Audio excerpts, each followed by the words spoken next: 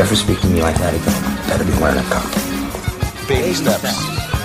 One break, I'm in up. Okay, friends, let's everybody take your positions, please.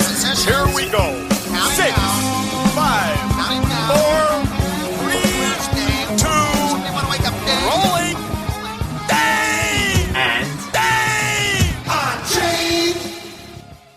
welcome to Dave and Dave Unchained, a Van Halen podcast. I'm Dave. And I'm Dave. And we are at episode 103, Dave. We are in the middle of the summer, July of 2024. And how you feeling? You just got back from a trip. How's things going? Good. It's hot. Oh, it's yeah. the dog days of summer for sure. That's right. It is really hot. And I tell you what's hot is the Van Halen news.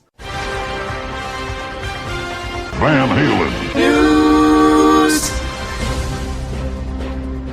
Wow, it's incredible. I got so much Van Halen news to talk about to you guys, and we're going to start off with the Red Rocker himself, Sammy Hagar, and boy, is he being a bit of a wise guy. So before the tour kicks off, Dave and I are talking to you about this before the tour kicks off. The tour is going to kick off in days from now. But he wants to put it out there that doesn't look like Alex Van Halen's going to make a guest appearance on this tour, and he wants it put out there to the fans like, wasn't my fault. And he says here, he was telling Ultimate Classic Rock, Mike and I reached out to Alex before we did this. We reached out to him a dozen times before this tour in every way. Email, text message, phone call, message on the machine, okay? No response.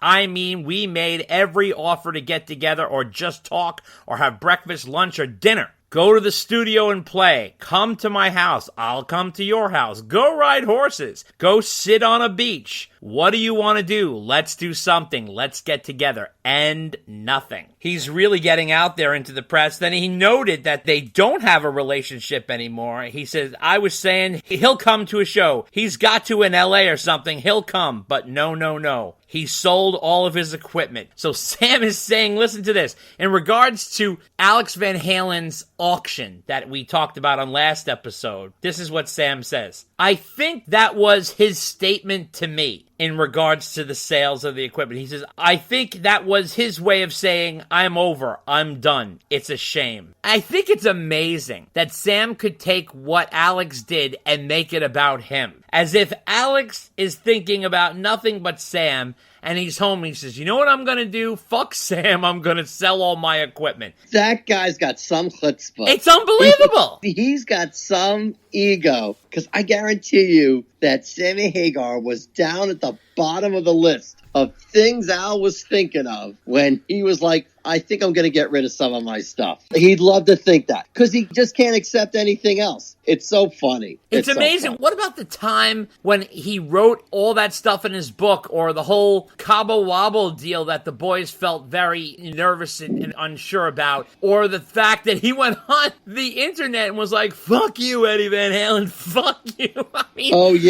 Right. And by the way, in a completely different aspect of this, notice he has not said anything about reaching out to David Lee Roth. Oh, no, because you know why? Because he said that on Howard Stern. Howard was like, oh, you love David? Oh, yeah, come on. And then that backfired on him. Because Dave was like, all right, bud, let's go. And he's like, oh, wait a minute. The only people I think you're going to see on this tour is like Vince, Neil, Pop, like all Sam's friends. You know what I mean? Like, oh, yeah, they'll pop up, but you're not going to see any Van Halen members. I mean, like, maybe Gary. But Gary's busy. Gary's touring. I don't know if he's going to have the time to do that. But listen, I tell you, it's really interesting. But I tell you what was even more interesting was the biography on Sammy Hagar, which was done on A&E. Now, I don't know if you guys saw that, but I want to give you a kind of a rundown of what happened there. So this turned out to be about 42 minutes long without the commercials. With the commercials, it's like an hour. But this was an interesting bio, and I'll tell you why. So they start off the whole thing by talking about Van Halen from the get-go. okay? It starts off saying, these guys were party animals, real rock stars. I was a clean guy. I didn't drink, I didn't smoke, and I was working out every day. I was a solo artist, and I was making lots of money. Why would I join this band? I wasn't even interested, yet I was intrigued. This is how they started the whole biography. And I was like, wow, this is interesting. I thought that was kind of an interesting jump start. And right. Well, they're going to start with the Van Halen part, right? Because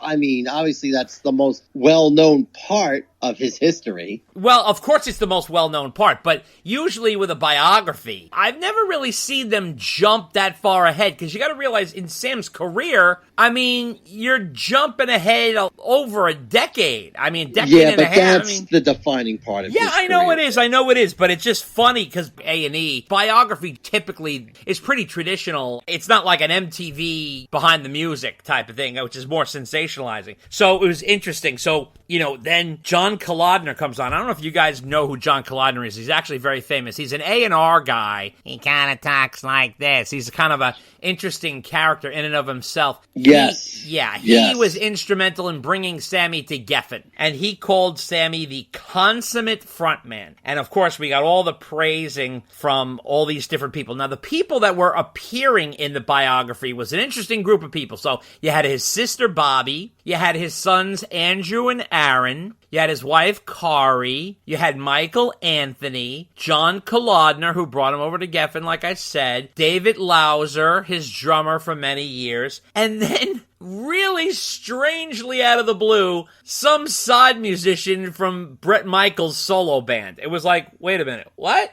It was just sort of weird. That was that weird. Was like hey, I know this guy. Yeah, exactly. Yeah. So Michael Anthony comes on, this is in the beginning, the jump start, and he says, when Sammy joined Van Halen, he had this range like, whoa, fuck. Then Sammy's going, Ed and I had a magical connection. It was like lightning struck, and he's really playing it up. So I'm getting a little suspicious, right? So I feel like Sammy's putting his Sammy Sheen on here. He's like spinning the whole thing. Then he gets into his life. And he's standing in this house on the hills, which is in Mill Valley. And he says, I bought this house when I first made some money, and I still have it, and I'm never going to sell it, and I love it so much. This is where Santana's from. This is where the Grateful Dead are from. And he said, I bought it for $160,000, and they talked about his youth, and he was very poor, and he grew up listening to Hank Williams. His father was a boxer who had a chip on his shoulder. He was very hot-headed and also drank a lot. His sister was there, and she said, I was embarrassed to be a Hagar because my father was getting arrested and he was like a bad guy around town. But Sammy said that although his dad had a lot of flaws, he gave him a lot of confidence. He kept telling him he was going to be somebody, and he was calling him champ, and he kept always kind of building him up. And he also said that his mother, who went through a lot because the father used to beat the mother, he didn't hurt the children, but he did, unfortunately, he was domestically abusive to the mother. His mother was positive all throughout this, and that he took out this guitar, this old guitar that his mother bought him for $29.95, a Silvertone guitar from like Sears and Roebuck, and it came with a case with an amplifier in it, and he started playing it. It was a very sentimental moment. It was kind of cool. And David Lauser was talking. He's known David Lauser, the drummer from his solo band, since he was 14 years old. And he said there was something about Sammy he knew. This guy had charisma. They used to connect on smoking weed and playing the blues. But then what happened was Sammy got put in jail for selling weed, and his family was very disappointed, and they were worried he was going to turn out like his dad. So he said he really decided he wanted to be somebody, and he was determined to really do something with his life, because that was sort of like a wake-up call, and he didn't want to be like his dad, and he didn't want to have that kind of reputation. So he said the first thing that struck him was when he saw the Rolling Stones' first American performance. He said, I wanted to be both Mick and Keith. I wanted to play guitar and sing and be the lead guy. And then he said he went to see the Edgar Winter Band one night and saw this guy Ronnie Montrose play guitar, and he was blown away by him. And then he had heard that Ronnie had left the band and was looking for a singer. So So in 1972, he went to go see Ronnie, and Ronnie said, hey, you got any songs? And once he pulled out Bad Motor Scooter, which he had already written, Ronnie was like, you're in. So, and then he got married very young, Sammy. He was married very young. He married his wife, Betsy, his first wife, and they had their son, Aaron, who is about our age, Dave, and he's in the episode. He said that Betsy never wanted him to be a rock star. She was very leery about it, and he said she had every right to be. And Aaron came on and said Dad didn't have the capacity to push the girls away, that he kind of succumbed to that, and he said that, you know, the family unit used to tour together. He said, I did have a good childhood, though, that he was good to me and he was a good dad. And apparently Montrose, when they first came out, were called the American Led Zeppelin, and they were really kind of on the rise. But Ronnie, according to Sammy, said he was getting concerned that I was becoming the star of the band, and he sort of turned on me, he said. And then Ronnie broke up his own band, and he said, what are you going to do? I'm going to go do something else. And he says, I got nervous because I had a wife and kid, and I just started writing songs. Now, this confused me, because I thought Montrose went on and he fired Sammy. Isn't that true? Yes, I think so. Didn't Sammy say that in the biography? He didn't say he got fired. He said that Ronnie quit his own band. But I remember Montrose went on without Sammy, right? Yes, that's true. And actually, now that I'm thinking about it and talking it out loud with you, didn't Sam always say he got fired from Montrose? Yeah, because I remember when he got fired from Van Halen, he was like, I got fired from another band, from another hothead guitarist. Because Montrose went on for like another couple of albums. Yes, absolutely. Yeah. So, first of all, by the way, there's a lot of bending the truth here and a lot of omission in this biography. Well, I knew the omission part was going to happen. I mean, it's Really? an hour with commercials, so you're talking like, less than 45 minutes, so they have to leave out stuff. And the fact it involves Sammy Hagar, who, is not exactly known for his fact-checking, it doesn't surprise me either. I'll wait for you to continue before I rant about some of the facts. Okay. In quotes that he talks about. Right, exactly. So then what he said was he got nervous and he started writing more songs and started trying to putting a solo career together. And based on the work that he did with Montrose, he got signed to Capitol Records. So he started his solo career, and he said, I stopped thinking small and I started opening for anybody. I opened for Kiss at Madison Square Garden, and he talked about that horrible incident where he went on stage opening for Kiss and the crowd booed him. And the reason why the crowd booed him is because, like Metallica, although this has changed since Metallica has become bigger and the crowds are a little different. When anybody used to open for Metallica, the crowd was ravenous for Metallica, and they didn't want to see anybody open for Metallica. No one wanted to open for Metallica because the crowds were brutal. They only wanted Metallica. And back in like 77, that's what the crowds wanted, Kiss. They only wanted Kiss. They were crazy for Kiss. Kiss had really rabid fans like Metallica did, and they only wanted them. So what happened was when Sammy came out, it's not that Sammy was bad, it's just that they didn't want anybody. And Sammy came out doing his Sammy thing, and they were like, get this guy off the stage. So apparently, according to Sam, I smashed my guitar, pulled down my pants, waved my dick at the audience,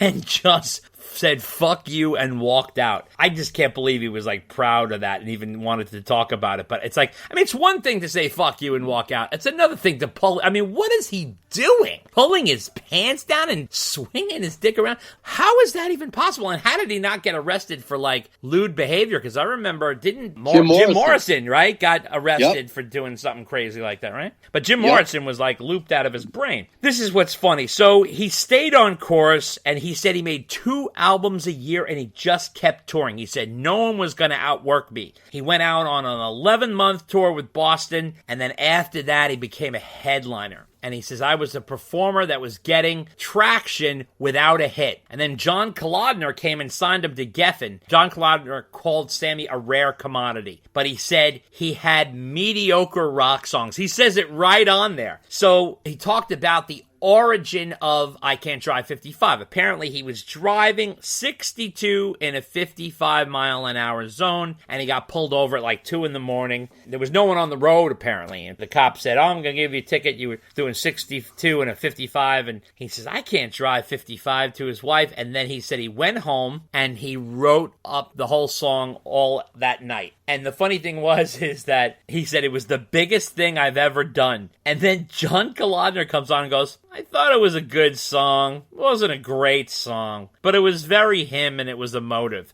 This guy's like very apathetic. Apparently, what really ramped the song up, because the song wasn't like a huge hit or anything, it's more of an iconic song in the sense that it has lasted many years. It was used in many capacities on movies and commercials and stuff. So it got really famous from the MTV video. Everybody knows the corny video where he's getting pulled over, he gets arrested, he's in court, he's flipping on the wall, all that stuff. So the cool part about it was David Lauser pointed this out, and I thought this was fun. He pointed out, and they did a slow-mo about how the guy who flips on the wall is a stuntman in a Sammy wig, and they freeze-framed it and showed it. It was so hysterical. I got such a kick out of that. That was fun. And then he said, I started selling out arenas 2 and 3 nights in major cities, which I really am getting a little, like, come on, 2 and 3 nights in arenas in major cities?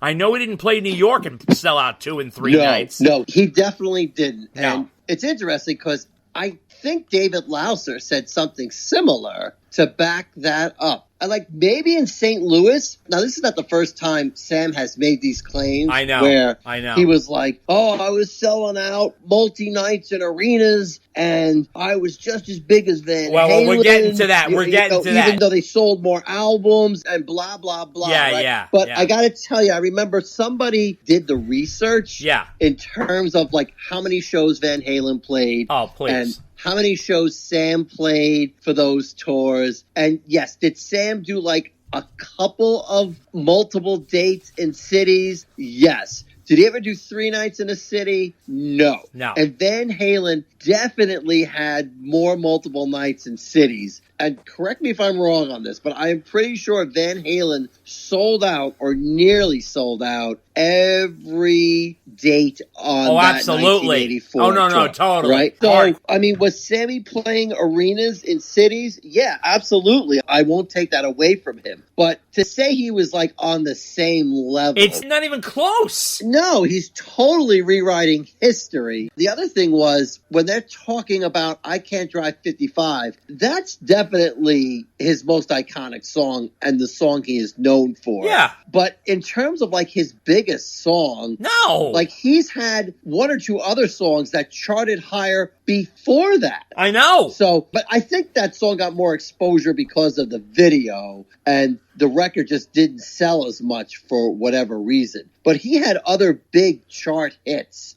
and that was one of the things they just completely glossed over. But I get why. I mean, I Can't Drive 55 is the Sammy Hagar song. No, I get that, but it's funny because they talk about it like it's a #1 hit single. Did it? I don't even know if it broke the top 20. Are you near your computer? Yeah. Take a look and see if you can find the chart position while I go on. So then, John Collider said that Sammy was competing with Journey, Styx, Supertramp, and Van Halen, which is not even close. First of all, Journey was packed with hits. I mean, Journey was a hit factory. Supertramp had a few hits. Van Halen was gargantuan, and Styx had a lot more hits too. I mean, Sammy was definitely B-level. These guys were A-list. It's not even close. So then Sammy says, and here we go, we're really revving up now. He says, Dave's image was so contrived and flamboyant. I didn't like Van Halen's image. I used to make fun of them, and I used to challenge them. I don't even think they knew he existed.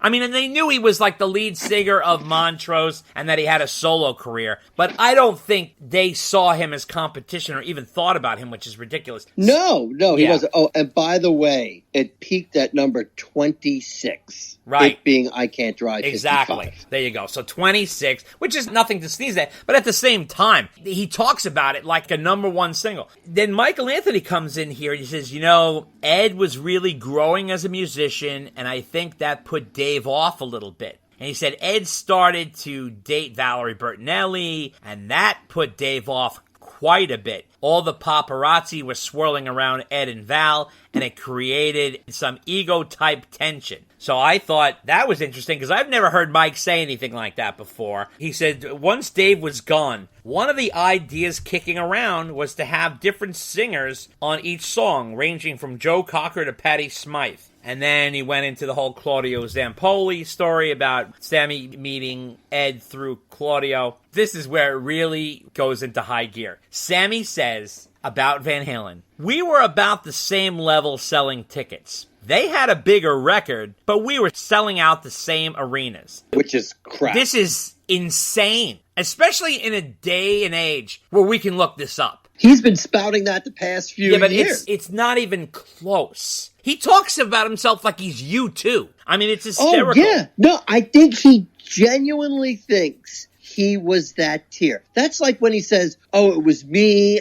Ozzy, and Ronnie James Dio who could be the only guys who could sing in Van Halen. And it's like, you know what? Vocally, I'll give you that. In fact, you're probably above Ozzy. But in terms of like gravitas and popularity, you're just not even there. No, he's not. He's not. Then he says, why would I do that? But I was intrigued because I knew how good Eddie and the band was. And Mike said, I think Sam wanted to see what the hype was all about. That's why he came up to see us. And then Sam goes, when I walked in that room, I thought, man, these guys are unkept, but in a cool way. They were rock stars. I mean, I was kind of a clean-cut guy. And he comes off with this condescending fucking attitude. Meanwhile, he's walking into, like, the biggest band in the world at the time. And then Michael Anthony goes, well, we started to jam, and Sam started to scat around, and we were like, fuck, he sounds good. And Sam said, the music got to me. And then he talked about, why can't this be love? And he says, we knew we had a hit, and we couldn't wait for people to hear it. And Michael Anthony says, our first show with Sam, we didn't know what to expect. People could have thrown bottles at us for all we knew. We weren't really sure. And then this is an interesting quote from Mike. Listen to it carefully. We did cutting edge stuff with Dave, and then we jumped into a whole other thing with Sammy. I thought that was telling. Mike said it was a sink or swim situation. Sam said we were all nervous, but when we walked out on the stage, the crowd went crazy. Now this is unbelievable. I can't believe Sam did this. He actually says on national television, Roth was so jealous of the success that he would send guys with banners to shows that said, we love David Lee Roth. I mean, where is he getting this from? Because he can't believe that any fans on their own would do that. And maybe Dave did do that. Let's say he did. Okay, but there were still other fans who did that on their own too. Yeah. Now, admittedly, like Sammy said, that eventually went away once people heard them and liked what they heard. Right. But he just can't accept the fact that things just happen because they don't like that version of the band. It's amazing. It's amazing. He talks about this like it happened yesterday. And it's so weird. He still has that little bug about him. It really bothers him. And Mike said, we were more musical, and Sam's voice brought a whole new element. It elevated the band to another level. And Sam said that he connected with Ed and had a really special bond. There was a deep respect between us. He doesn't say a bad word about Ed. Everything he says about Ed is glowing in this thing, which means he's trying to clean up his past. And Mike said we were all four good friends, which is what the band needed at that point. He said every album went to number one on the charts, and it was something that we had never achieved before. And Sam said, I had more money than I ever thought I'd have. I loved walking into a room and having people freak out. He said, by the time we hit OU 812, it was a big party, and we indulged in everything. And Ed and Al were pounding alcohol all day. Al would pass out once or twice a day. And he said Eddie would do any drug you put in front of him. And then he wonders why Al is not calling him. I mean, it's hysterical. I'm not saying this isn't true. I'm just saying that most bands don't talk about this stuff. You're not going to see Plank, well, oh, Jimmy Page, he was fucking snorting coke off the edge of his guitar before we went on stage at Madison Square. Like, you never see that. He stays within the family kind of thing. Even John Bon Jovi won't talk bad about Richie Sambora. Like, he's like... No, right. And Michael Anthony never says a bad word about everybody. Oh, but Sammy, boy, but, he goes out there. Meanwhile, Sam is wondering why Al isn't returning his calls. It's hysterical. And then he continues to say things out of school. It's amazing. Yeah. I mean, obviously the guy's had issues and problems, but you don't go on national television and be like, oh, Al passed out 2-3 times a day. I mean, while Al's sitting there like, motherfucker. motherfucker. He's Right. just like, Well, but you know what? Wolf and Val were very raw and emotional talking about Ed on Wolf's Behind the Music episode. Maybe that's why Al isn't talking to them. I mean, I don't know what the family dynamic is, but there's apparently some tension there. But, I mean, that's their business, not ours, whatever. Yeah. But anyway, Sam, he's so funny. Oh, he's so funny. He unbelievable. lives in this world where I don't want to say it's all about him, but there's always an angle that involves him. It's a spin. Except the angle of the truth where it just happened this way, Sam, because of whatever reason. Or you know what, Sam? Some people, they just don't like you. Yeah. They just don't. Yeah, I know. Right? I know. It's crazy. So then Aaron came on and said that Sam had changed. He had become a rock star and that he left the family abruptly on Christmas Eve morning and just split, which I thought was that was some fucking shot to be taken to your dad on national television. And it's one thing you have private discussions or private grievances, but to go on national television and be like, guess what my dad did? I mean, that's pretty I wonder telling. if that was a little bit of payback for the book. Maybe. So, right? Because, he talked a lot about their mother in that book. Oh, yeah, big time. And then Sammy said it was tough being married in Van Halen. Either your wife had to adapt to the craziness or it wasn't going to work. Then Sammy started talking about how he was reading books on being Zen and also being present and all this stuff. And he said how it led to Right Now, and they're really just cascading down. Van Halen became socially aware, and he started talking about how the critics took them more seriously. Meanwhile, I don't quite understand this, because when Sam talked about this in the past, how he wrote Right Now, he was on the beach, and he was hanging out, drinking on the beach, and he had to go to the studio, and he wrote Right Now because that's all he wanted to do was be in the moment right now where he was because he didn't want to go to the studio. Now he's talking about Zen books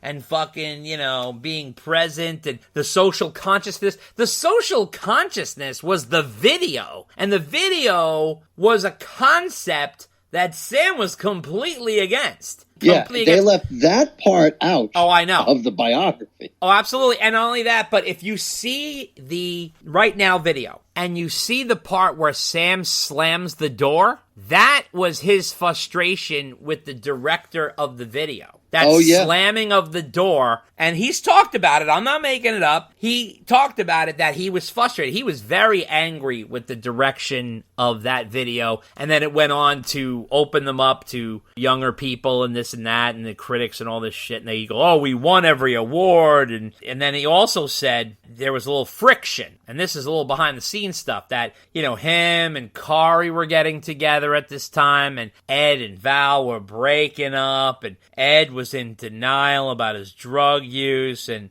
they were headbutting on tour. This is during the For Unlawful Carnal Knowledge tour, and he said then Ed Loeffler died, and then, the whole new manager situation got crazy, and he said the new manager was creating a monster that wasn't even there. Then they kind of left that. They didn't get into any of it. They completely skipped all of Balance, the whole thing with Ray Daniels, the reunion tour in 2004. They really skipped over all that. And then, Michael Anthony did say, we could tell there was something happening. I had to play both sides of the fence. Ed and Al were my band since the mid-'70s, and Sam and I were great friends, but it was nothing anybody could do about it. And then Sam said, they kicked me out of the band. What the fuck was I going to do? I was completely depressed, and I went through a hard time, and I was devastated. I couldn't figure out what went wrong. And Eddie Van Halen, he says, was someone I just couldn't quite move on from. And he talks about him like he was a past love, like a girlfriend or something. It was kind of weird.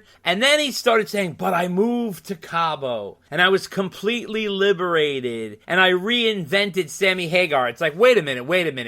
You were in Cabo in the 80s. And here he's talking about that he refound himself in Cabo. It's like, in 1986, you had Cabo in the 80s. He did Cabo Wabo, 88. They opened up the Cabo Wabo in 1990, I think it was, something like that, when Van Halen was involved with it. Then he talked about, building the Wabos with David Lauser and, Mona and Vic Johnson. Didn't mention Jesse Harms. For some reason, Jesse Harms is left out of this whole thing. I don't know why. Then he talked about 2007, how the Rock Hall meant so much to him. And then he goes right on there and talks about Ed being in rehab. I don't even know why that needed to be in there, but it was almost like he was proving his point and justifying himself. Then he talked about Ed's death. And he said it was really sad because Ed was a humble and sweet human being. But he said when it was good, it was better than any friendship I've ever had in my whole life. And he just kind of leaves it at that. And he has this him and Ed had this mystical connection. And he really drums it up. But there was no discussion of the 2004 reunion tour. No discussion of the whole Twister situation. No discussion of Balance. No discussion of the David Lee Roth Sammy Hagar tour. No discussion of the real timeline of Cabo Wabo. And they ended the whole fucking thing. Did they even talk about the tequila company? Nope. You want to know why? Because I think they didn't want to rub the money situation in there. I don't know how you don't talk about the tequila company. That was a huge part of his story. Right. I don't get it. It didn't talk about the Circle. Didn't talk about any. It was you could have used another hour because Sam's had a long career and he's 77 years old. But, really, really brushed over. And I tell you, though, if he really doesn't want to know why Al doesn't call him, just watch your biography. Right. Well, we always said, Sam, if you want to know why Al doesn't return your calls, read your book. Read your own book. Exactly. Right? Any other things to say on this, Dave? Thing. No, I think you hit the nail right on the head. And I had a feeling it would be that way. Yeah. And I knew they're going to leave a lot of stuff out. Oh, yeah. I wasn't surprised they leaned heavily on Van Halen. Oh, yeah. Because that was his thing. They did spend some time talking about David Lee Roth and things like that. Oh, and yeah. Just I don't know why you guys are wasting time on this. It's like the Sammy Hagar biography. You could spend 30 seconds talking about how Van Halen was around and popular and stuff, and then when Sam joined... He made sure to get his digs in, I'll tell you that. Oh, yeah.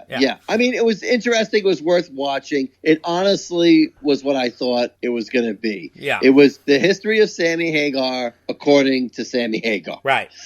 Right. The most telling thing is, though, is that he no longer discusses the 2004 reunion. That doesn't happen anymore. Now it's all about the mystical connection he has with Ed. He doesn't get into that because that got him in trouble. So now he doesn't discuss it. I guess that's true. But I will say, at least he got a biography. Yeah. He is at that point. It's just that they left out so many interesting things about him. Oh, yeah. Like the tequila company for sure. That's huge. And his other companies. Not only is he a successful musician, he's a much more successful businessman. I know. And they really didn't even touch on that at all. And I was just like, man, you guys missed the ball on that one. It's a total lost opportunity. Oh, yeah. Yeah, it's an interesting part of his story that a lot of people don't know.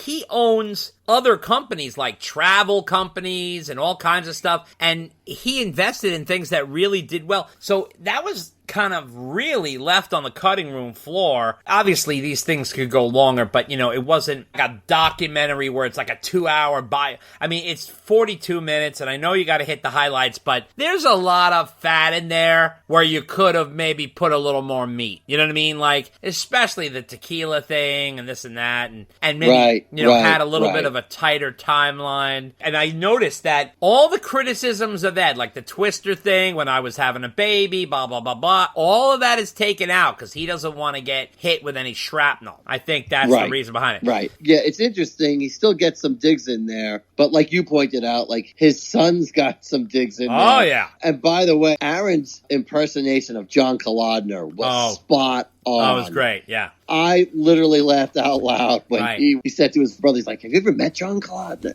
He starts impersonating him. That was great. 5 seconds after you saw him on the screen, I was like, that's pretty freaking good. And by the way, John Kolodner, little fun fact, was the judge in the I Can't Drive 55 video. I never knew that. Oh, yeah, I heard that, and I was like, oh, how did I miss that? So, yeah. Anyway, so just a couple more things on Sam. Someone brought up to Sam on social media, on Instagram, the thing we talked about on the last episode during our mailbag, when one of our listeners wrote us in and said, hey, by the way, I started looking at the touring routing, and Wolfgang is playing Albany on the 21st of July, and he's off the next night when Sam's in Saratoga. Albany and Saratoga are not too far from each other. It would be awesome if Wolf made an appearance. It would be nice to have a Van Halen play with you and Mikey. He's writing this to Sam. Said especially for Mikey because he never got to connect with Ed before his passing. Mikey deserves that. Besides the great music, the other great thing that Van Halen produced was you and Mikey's great friendship. Hagar responds on social media and says, that would be awesome, but most bands, especially that travel by bus, can't detour their routing even on a day off without spending way too many hours on that bus, but we will see. It would be nice. I agree, and of course, Wolf is welcome anytime, anyplace, anywhere. So, like I did say on that episode, which was last episode, yeah, that is not an easy thing to pull off because a touring routing is militant. You gotta stay on point,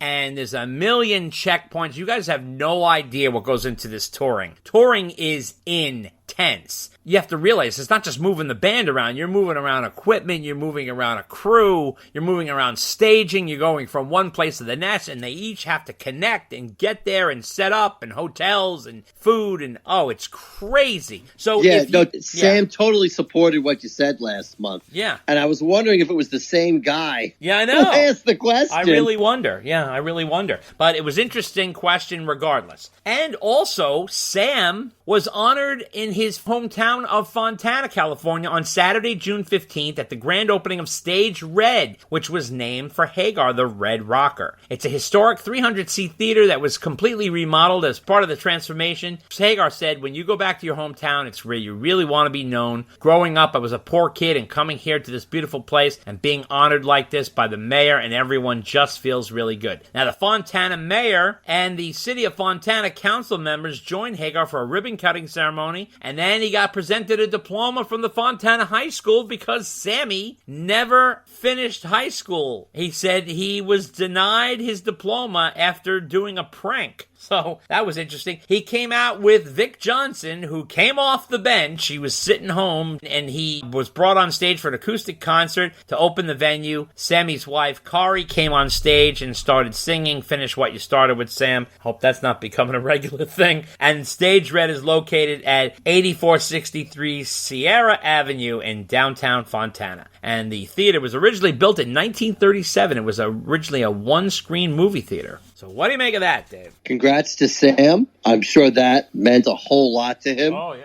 In his own hometown. Didn't he have a street named after him, too? Oh, yeah, he's got everything named right? after I don't know. him, yeah. Was that in Fontana? Maybe. I know he loves stuff like that. So he does. So good for him. Fantastic. Absolutely. So I also wanted to tell you guys about some Van Halen that was played in different capacities. So the most shocking one was Wolfgang Van Halen joined Mr. Bungle on stage. And those of you who don't know Mr. Bungle, it is the side band project of Mike Patton, who fronts Faith No More. So what he did was he was at the Grass Pop Metal meeting in Dessel, Belgium in late June. And what they did was they did a cover of Van Halen's Loss of Control where Wolf came on and played guitar. Here's a clip.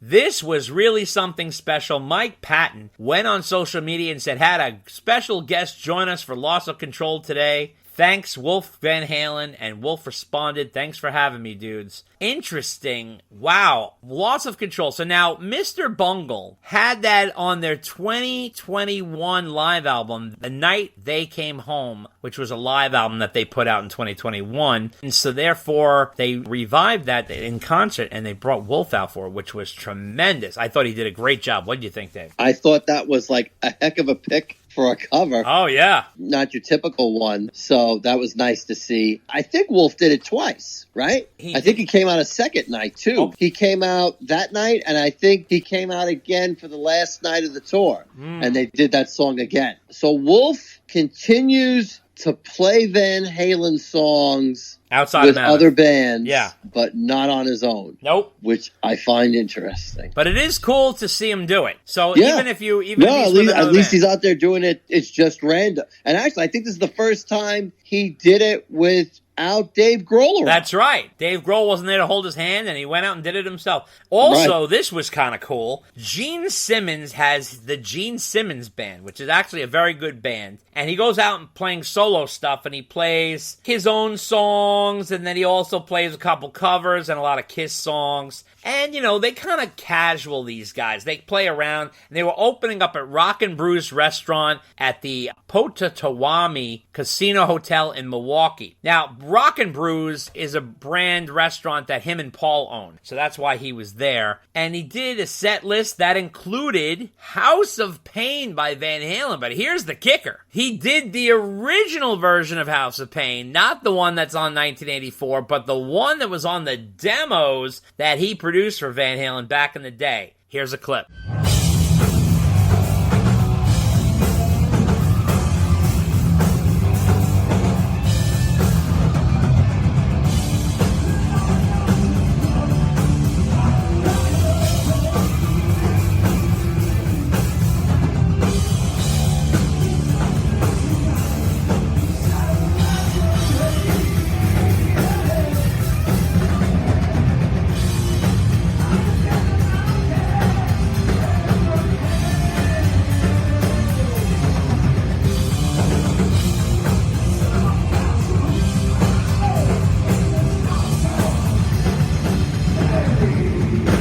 Now, that is not Gene singing. That is one of the guys in his band. Unfortunately, I don't know the name of the guy in his band who sang it. But that was the old 1976 version of House of Pain that they did, like with those lyrics. And Gene said he always loved the song. He said the original version is like a locomotive that doesn't stop. Your jaw would drop. He says that's what's incredible about that song. What did you make of that, Dave? Man, now talk about a deep cut. Oh, yeah. That is something else. That was a treat. I couldn't believe they did that. I was like, wow, that's not even like a deep cut Kiss demo, for crying out loud, right? I was like, wow. And they did it pretty well, too. So hats off to them, because I was like, wow. Can't believe Gene is doing a song by another band.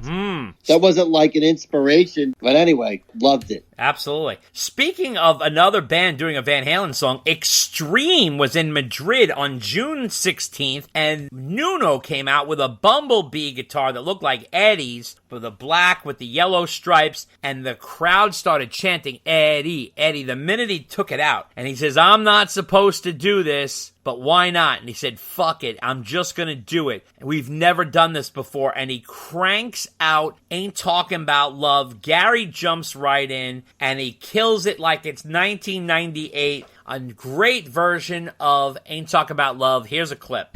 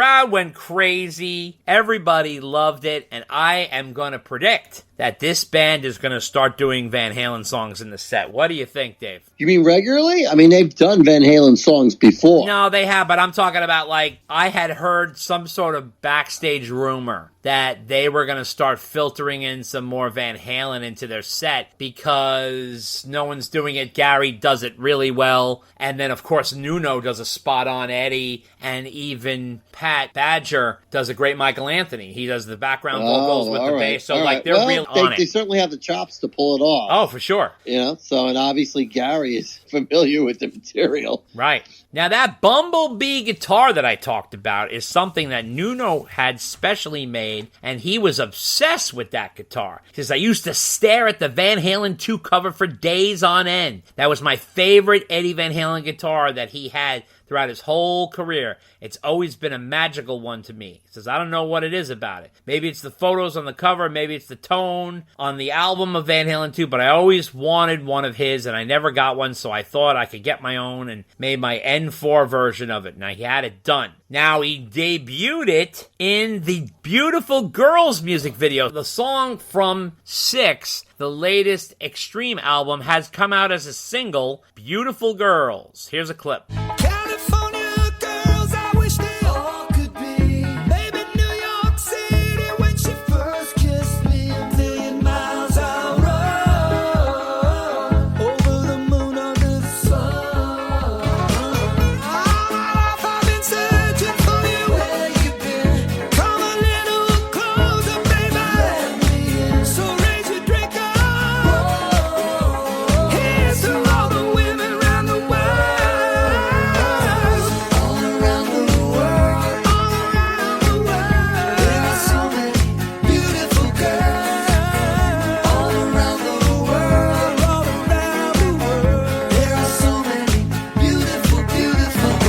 Well, Beautiful Girls is definitely a hit song, in my opinion. I don't know if it'll take off. The video is very cool. It has tons of women in it of all different walks, shapes, sizes, and ethnicities. And they're all walking around in bikinis and different outfits that look beachy. Gary looks like he's coming out of an old beach club from the Flamingo Kid, the way he's dressed. And they're driving cars and goofing around with the girls and beach balls and things like that. So it's a very playful, kind of fun video. Nuno breaks out the Bumblebee to do the solo on there. What did you think of this video, Dave? I thought it was a cool video. I think it's a great song. I think if they had released it earlier, it could have been a hit for them because I really think it would slide in with what's there now. It feels like they're determined to release a video of every song on this album. It feels like that's where they're going. But aside from that, yeah, I mean, I still listen to the album semi-regularly. It's nice that they're still promoting it with videos, so keep them coming. If anybody hasn't heard Extreme's latest album, 6, you definitely need to stream it and start listening to it. Oh, for sure. Real good stuff. Fantastic album. Fantastic. Highly suggest that. Now, also want to let you guys know there's an interesting story out there going around by Guitar World about this guitar that was a custom-made guitar that Ed had for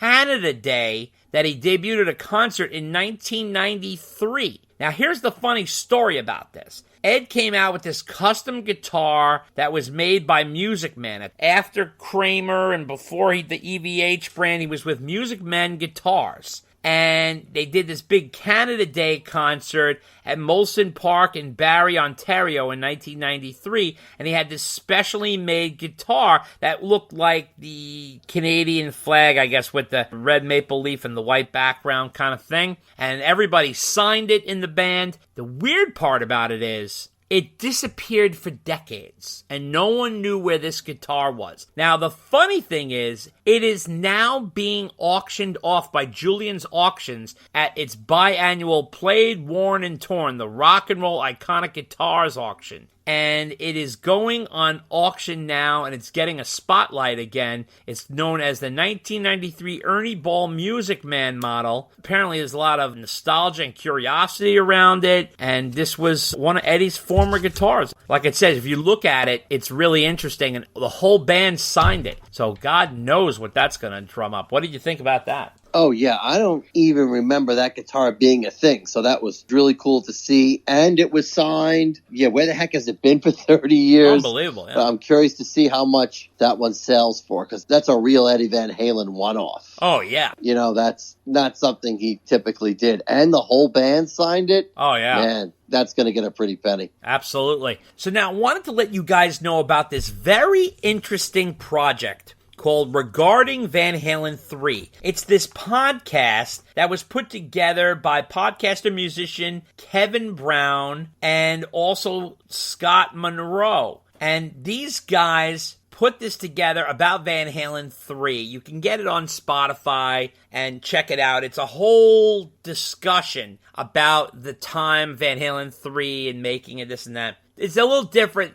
than what we do here. We're more of like Van Halen insiders. They're looking at it from like music fans, but more of an outside perspective, you know, than kind of the inner Van Halen sanctum. So now what they did was they remade Van Halen 3 in a way. I'm going to explain what they did. So this is kind of an interesting, they call it the reimagining of Van Halen 3. They renamed the album called New World, which by the way is one of the tracks on the album. But what they did was they omitted 2 songs and they re-edited all the songs. Listen to what they did. They downloaded all the tracks, ran them through AI to separate the drums, the bass, the guitars, the vocals, and then edited them according to Scott Monroe's direction and had his different ideas. What they also did was they changed the order of the album. They edited each song. They omitted a couple tracks. So this is what happened. They said the album needed to be viewed from a vinyl perspective with the strong and thematic sequencing on side A and B. The original sequencing was all over the place and didn't appear to tell any kind of musical story. Without You kicks off the trilogy of what we consider the classic sounding Van Halen songs with the tasty riffs. See, they start off with Without You, going into One I Want, into Fire in the Hole. Then what they did was, they continued that side with New World and Josephina. Then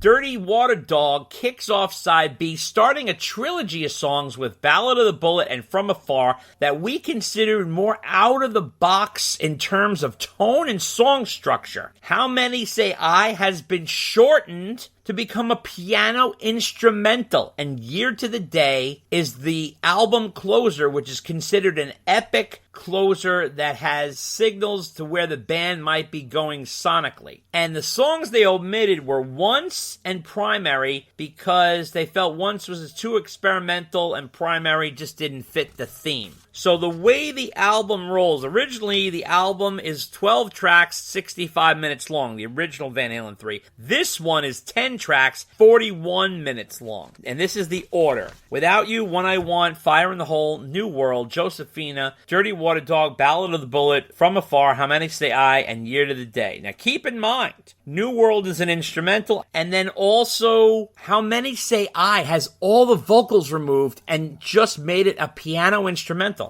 It is a very interesting concept, I have to tell you, and I thought they should be commended for what they did here. I listened to the podcast, very interesting. They did a great job. Definitely suggest you guys listen to it. And this is no criticism to them, and I totally appreciate what they've done. I prefer the original album. However, one thing it did make me realize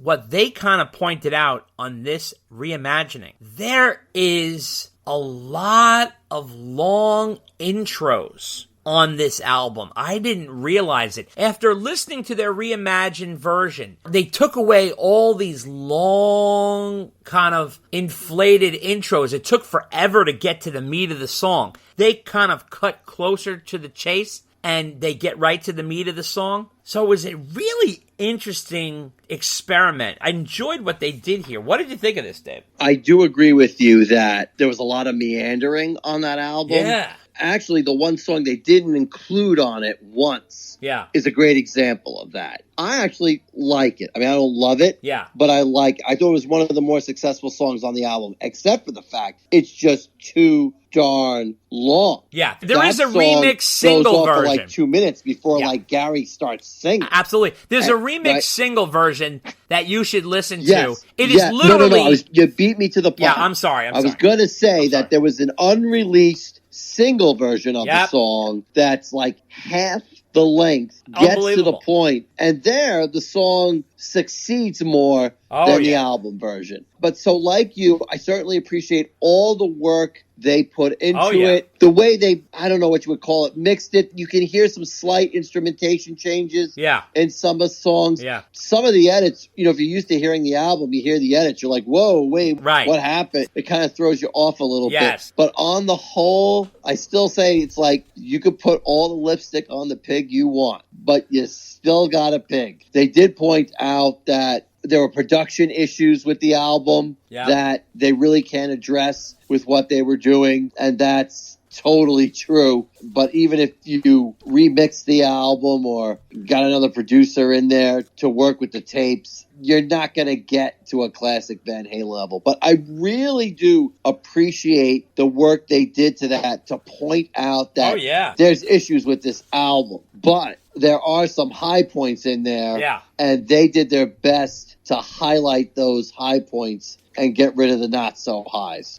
So kudos to them for undertaking that endeavor, because you could tell a lot of work went into that. Oh, totally. Absolutely. I do have to say, though, I really love the edited version of Once. That single edit, and you can find it on YouTube because they did a video for it. Let me tell you something. I love that song. I think it's really impressive. I mean, it doesn't sound like Van Halen at all, guys. It sounds like an Eddie Van Halen solo song. He's really going for like a Peter Gabriel thing here. He's really inspired by Peter Gabriel on that song, but it's experimental as it gets for Van Halen. But Gary did a phenomenal job on that song. I thought it was really, really cool. I love the single edit of it because, like you said, David, really gets to it, and it has a crescendo, and there's a vibe to it. I think they added some female background singers to the single remix. I don't know, something there, but it sounded great. If you want to talk about a song off that album that sounds like this is not Van Halen, and this is Ed Solo,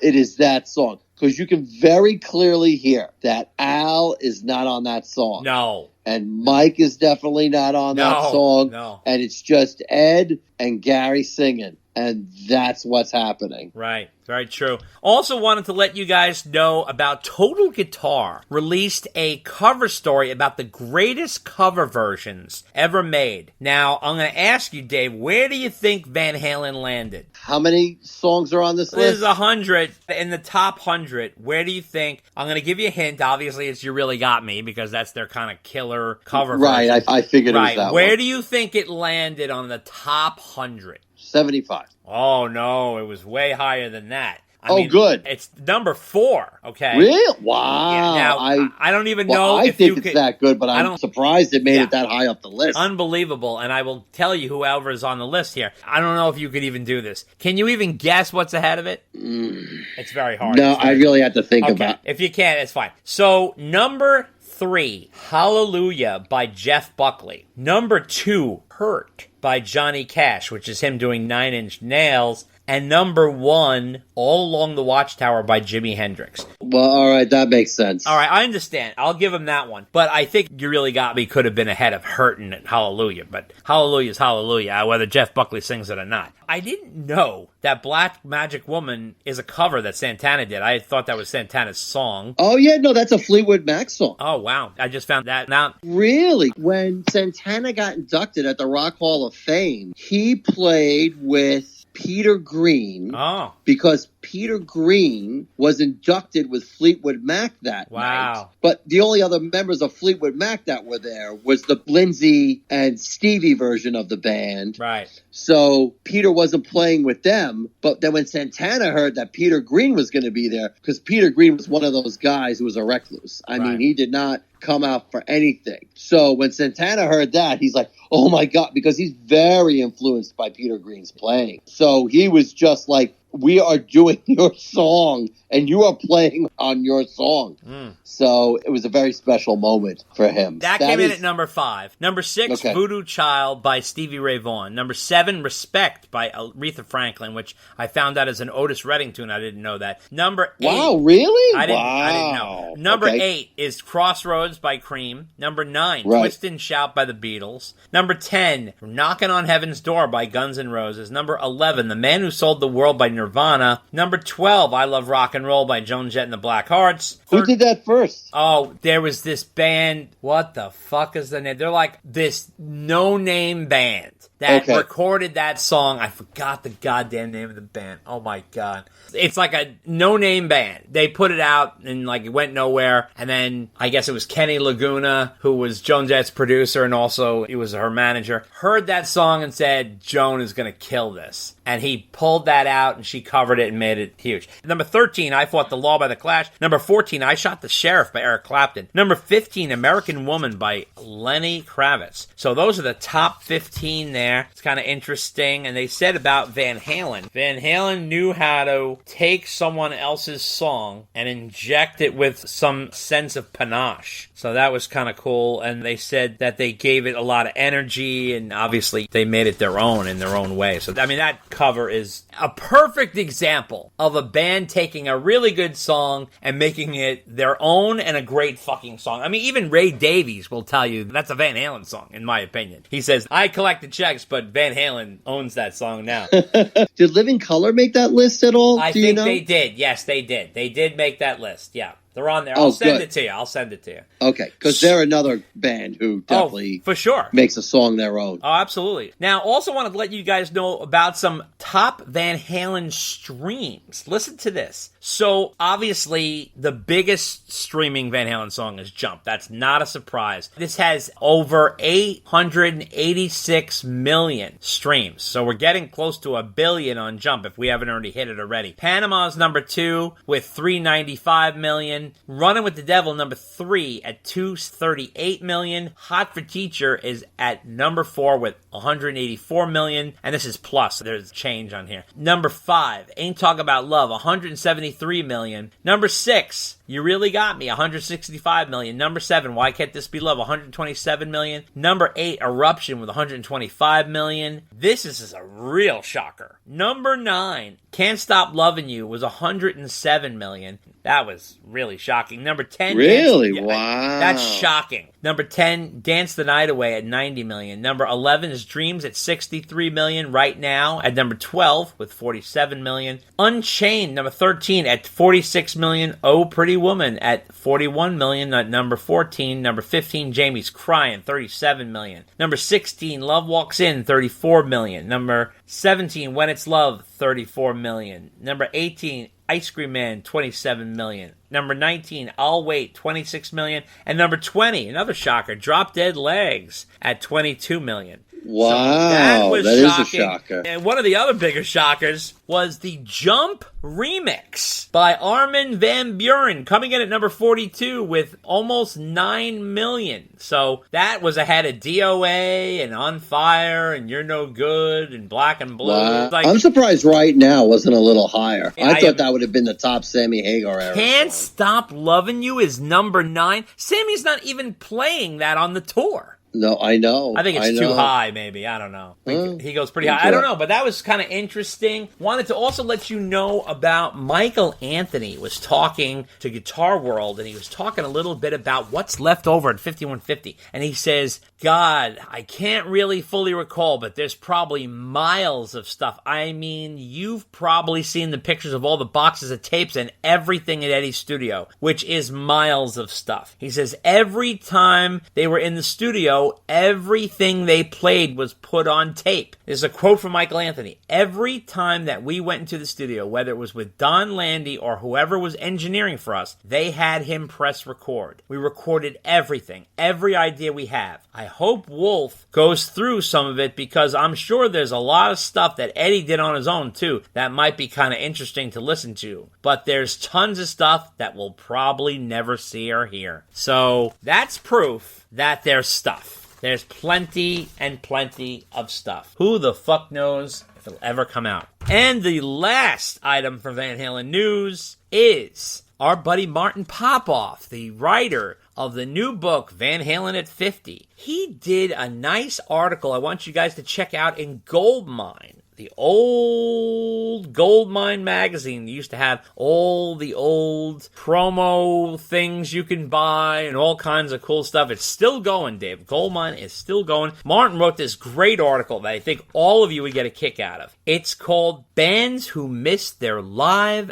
Album Window. Very, very interesting. And I want to let you know that coming in at number 1 on the list is our heroes Van Halen, and this is what Martin had to say. I think we can agree that Van Halen wins this thing, or loses this thing, depending on how you think about it. Famously, Alex Van Halen was always against live albums, which is a shame, because there's hardly an explosive hard-rocking band with more four-way jazzy who-like chemistry that's ever been. That a live album never happened in that space, where the guys were starting to fight with Dave, or when they made their covers album, Diver Down, is such a squandering opportunity, if anything, just for the sake of rock and roll history. Warner Brothers should have demanded one to close the chapter, a double blast of Diamond Dave in 1985. Without much attention put to the tapes, it could have been one of the greatest live albums of all time, let alone the 80s. As it stands, partly given the dearth of good concert records, albums of that time, you'd have to say that Iron Maiden takes that prize with the aforementioned and perfectly timed Live After Death. So he's also saying that this is part of the theme of this thing, is that not only do you got to put out a good live album, you got to time it at the right time as to when you release it. Like, for example, number 2 was Bon Jovi, number 3 was ZZ Top, number 4, Def Leppard, number 5, Motley Crue. And some of the criticisms they had of these bands is, yeah, they had live albums. They came out too late, and it was like a compilation, and it was after the fact, and you missed the moment. And he talked about number 6, Foreigner, number 7, Styx. And then you got Pink Floyd, Black Sabbath, Alice Cooper, Bad Company, The Police,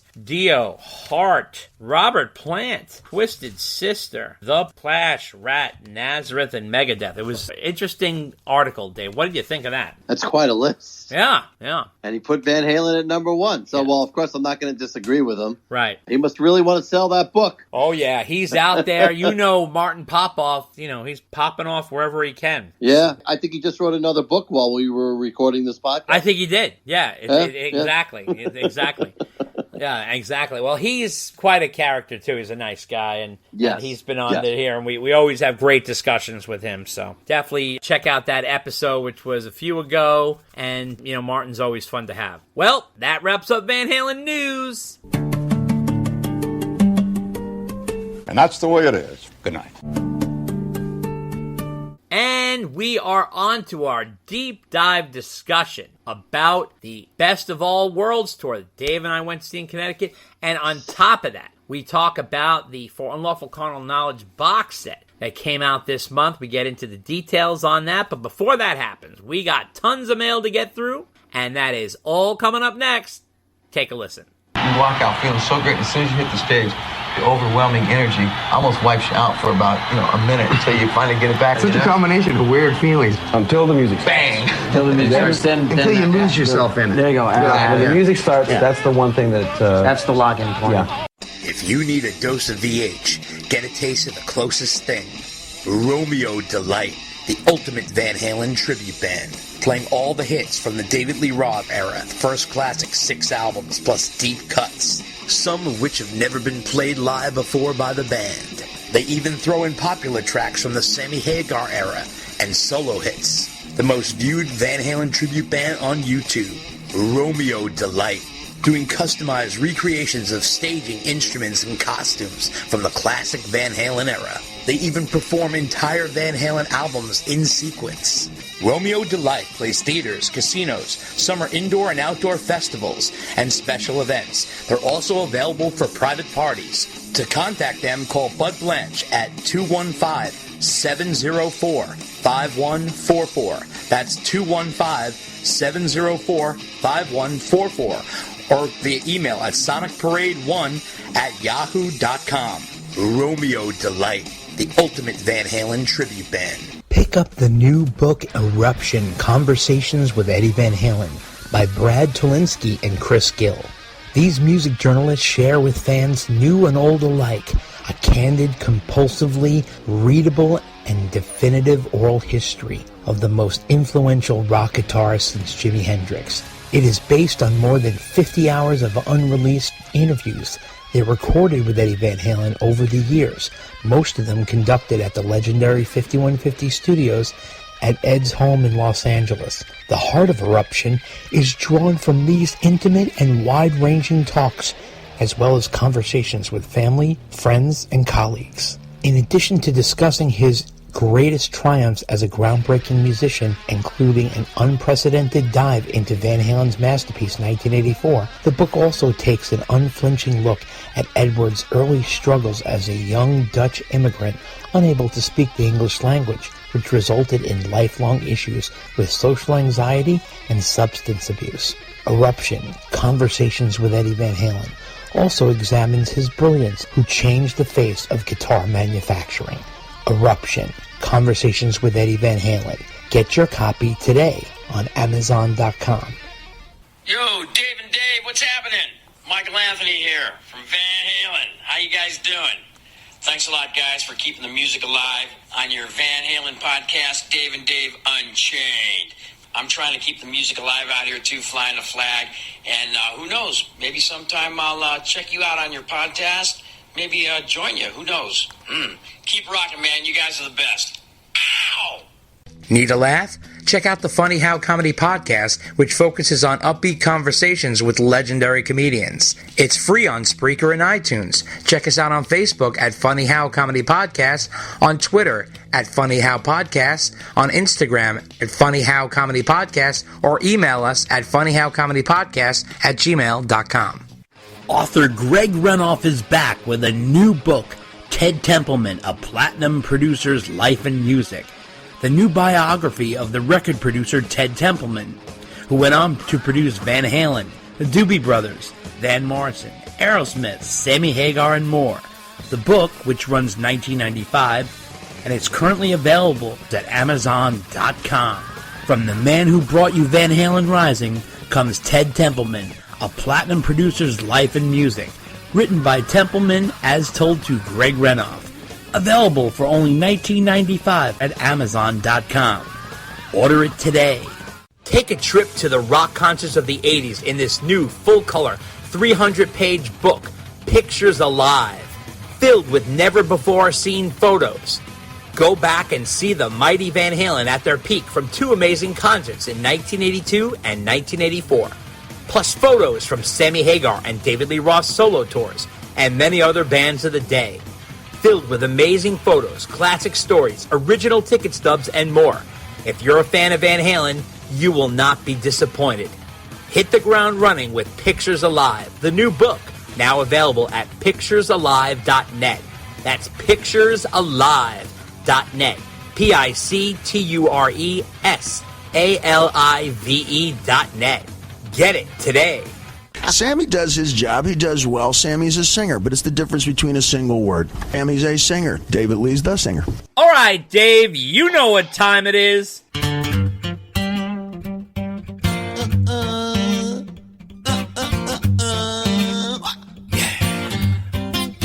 Dave and Dave's mailbag is big and round. Dave says he's tired, can't lift it off the ground.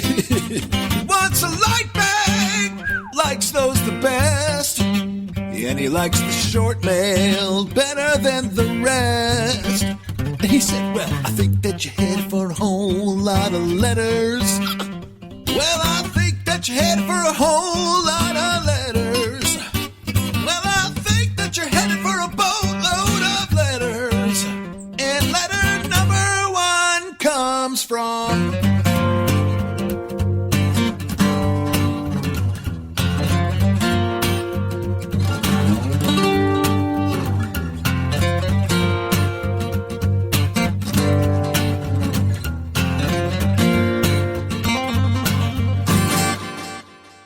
That's right, it's mailbag time again.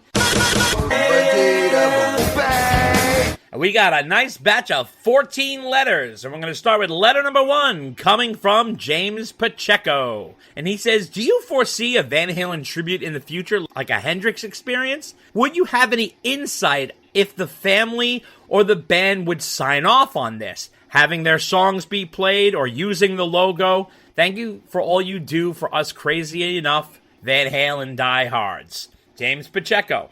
Well, James, I do foresee this happening. In fact, my partner Dave here predicted it. It hasn't happened yet, but I don't think it's going to be anytime soon. I do think it's going to be something that a promoter comes up with and kind of puts together and gets quality musicians behind it and then presents it to the family. And I think there's going to be enough time away from Ed's death that they're going to say okay about it, and they'll probably get behind it and sign up. I do think that's going to happen, but I don't think it'll be for a while. What do you think, Dave? I agree with you. I think there's a good chance of it happening, but not in the immediate future. Yeah. I was actually going to give you credit because back after Ed died, we were talking about tribute concerts and if there's going to be one or not. One of the things you said is, I think the best shot we have of a tribute concert is a bunch of guitarists getting together and paying tribute to Ed, and that's really what should happen. Yes, that's what I said should happen, and I'll tell you why. Because I said, in order to get away from the Van Halen drama, the Sammy, the Dave, the Alex, will Wolf join, what's going on with Mike, in order to get away from all that insanity, what is Van Halen really known for? It's known for Ed's guitar playing. Who's more beloved in the guitar community than Ed? If a promoter, a quality promoter, like Irving, for example, came out and said, you know what? Let's do an Ed concert. And this is about a tribute to Ed, back when we thought there was going to be a tribute. But I do believe that in one of our past Van Halen news segments, or it could have been the mailbag, you compared it to the Hendrix tour. And you said, remember the Hendrix tour you saw? Yngwie was on it and Joe Satch was on it. I think something like that's going to happen in the future. I think I was talking about like pulling together a tribute. But I have a feeling that all the Ed heads, like Nuno and Zakk Wylde and Steve Vai and all these people, they were afraid of stepping on toes. Everybody's so afraid of doing something to upset the Van Halen family, all this. They were very sensitive about it, and everybody was waiting for these guys to do it because Dave and Sammy are still alive and active, and Alex is still alive and active, and so is Mike, and Wolf could easily step in, and let's be honest, they could probably put on a killer show. It's not going to happen because no one can play nice in the sandbox, but right. But, you know, I do think that what you said is going to happen. I think somewhere down the line, and it's probably going to be Irving. It's going to be Irving putting together a package. And it's going to be, this is what it's going to look like. This is going to be the merch, and this is what we're going to call it. And we're going to have all these people, and it's going to be like Joe Satch and Steve Vai and Zakk Wylde and Nuno, and it's going to be all these different guitarists that everybody loves from the same genre who were inspired by Ed that are going to come out and put on this tour. And, you know, you'll have either a house singer or various singers, but you're not going to have Sam and you're not going to have Dave and all that stuff. But, you know, I think Sam is really testing the waters with this Best of All Worlds tour. I think he's like, Dave's not going to do nothing. Alex not going to do nothing. Wolf's not going to do nothing. Mike, get your suitcase. We're going out. I think that's what he did. Grabbed Joe Satriani after he realized Alex wasn't using him and said, Vic, you're sitting this one out. You're on the bench. Right. And as far as it being officially sanctioned by the family, it doesn't have to be. If you're not using a logo or anything like that, you could totally go out and do that. Would the family sanction it? Yeah, for a piece of the pie. No. They would definitely get a piece of the pie. That's the thing. Now, the family gets a piece of the pie. It's going to be like the Van Halen family presents, and the Van Halen family is not going to do a thing. It's going to be Irving who presents, and he's going to do all the work, and they're going to say, yeah, use the logo, and you can use any song, and whatever you want to do. And I have a feeling that's what it's going to be. I mean, that's my feeling, but... Well, let's hope it happens while we're still alive. Oh, yeah, hopefully. I mean, I'm thinking probably within the next 5 years it'll happen. I don't think it's going to go longer than that, but we'll see how the reaction is to Sam's tour and what the fallout from that is. But I really think the focus is going to be on the guitarists who want to pay tribute to Ed. So... Right. We'll see. Letter number 2 comes from Eric Torbick, the perfect letter writer from New Jersey. And he says, what's up, guys? I know you remember Ed's guitar shelf, so he could play the guitar almost like a piano. There are many pics of it from 1984 to 1986. But then Ed seemingly abandoned it from 1988 on. Any idea why? Also, do we know what Ed was playing when he used it? Like anything we would recognize. There are lots of pictures, but I've seen no video of it. Rock on, Eric Torbick, the perfect letter writer from New Jersey. Well, Eric, it's always a pleasure to hear from you. Very nice question. I love it. Eric, I have to be honest. I only remember the guitar shelf on the 1984 tour. I don't remember seeing it on the 1986 5150 tour. Now, if you want to see it, you got to look close because it's blurry.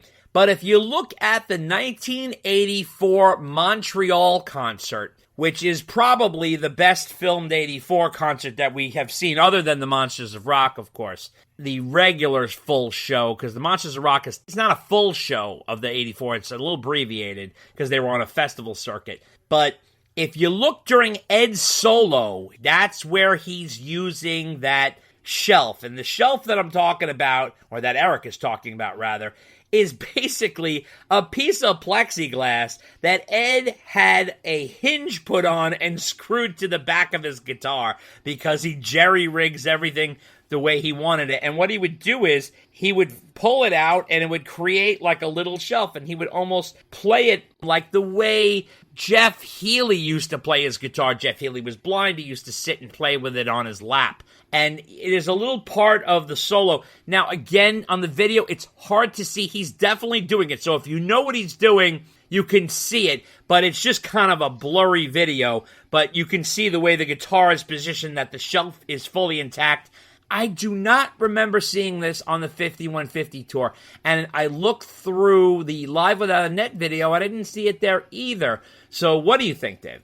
If I'm remembering correctly, this was something he was working on to possibly sell. I think he had it trademarked or copyrighted or whatever the term was, but nothing came of it, obviously. He never eventually sold it or anything like that. It was another idea he was working on. And I don't know if he was like road testing it on the 1984 tour and then decided, this is nice, but no big deal, and then he abandoned it. But that's really all I know about the shelf. Yeah, okay, no problem. Letter number 3 comes from Brandon Wall, a.k.a. Chocolate Slim. He is back, Dave, and he wants to ask, hey, Dave and Dave, happy 4th of July. I got a proposed episode idea for you guys. Have you ever thought or reached out to the video models Lori Tucker, Donna Rupert, Lillian Mueller from the Hot for Teacher video if you guys wanted to do a roundtable interview with them about their experience making the video and meeting the band and their careers? Just an idea, throwing it out into the universe. Happy trails and stay frosty.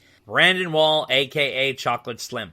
Listen, for sure, Brandon, it's always great to hear from you. I have had a thought about doing that. I didn't think about doing a round table, but I do like that idea. That is hard to pull off, but I like the idea because very often in a round table, you can kind of get more interesting stories pulled out. So very often when people are together, they remember things more than just one person in an interview. So that would be cool. So I will definitely try to do something like that if I can get in touch with these ladies. But what do you think about that, Dave? Well, I'm blocked from all those ladies because I've been messaging them regularly. Oh. So Oh, you know, Dave's up to other kind of activities, so I'll try because I don't do those dirty things that he does. So I will definitely try. But no, I totally agree with you that in a group setting, people bounce off each other. Yeah. And it makes for a better interview. That's with anybody, ball players. Oh yeah, anybody. Oh, yeah. Totally. Yeah. So having them all together and just saying, all right, what do you all remember about that? And then somebody says something, and somebody else is like, oh my God, I forgot about that. Right. Here's what I was doing while you were doing that. Yeah. So great idea. If we can get in contact with them and convince them to do it. Absolutely. Letter number 4 comes from The Lucky Music. And it says here, hi there. As always, thank you for your hard work and dedication. I was thinking about the Best of All Worlds tour and hunted around for tickets here in Colorado, even directly at the venue, and the ticket prices were ridiculous. Do you think Sam is being straight with us? The Lucky Music. Well, it's interesting enough that you brought this up because I recently spoke to a promoter off the record, and I won't name the promoter, but he told me that right now artists are charging through the roof for their fees, which is their fee for the show. For example, I have a venue. I want Joan Jett to play. I call up Joan Jett's management. She has what you call a guarantee. What does that mean? Well, if you got $100,000 and you're going to fork over to Joan Jett, she'll bring the Black Hearts down and play all her hits. That's what it's like.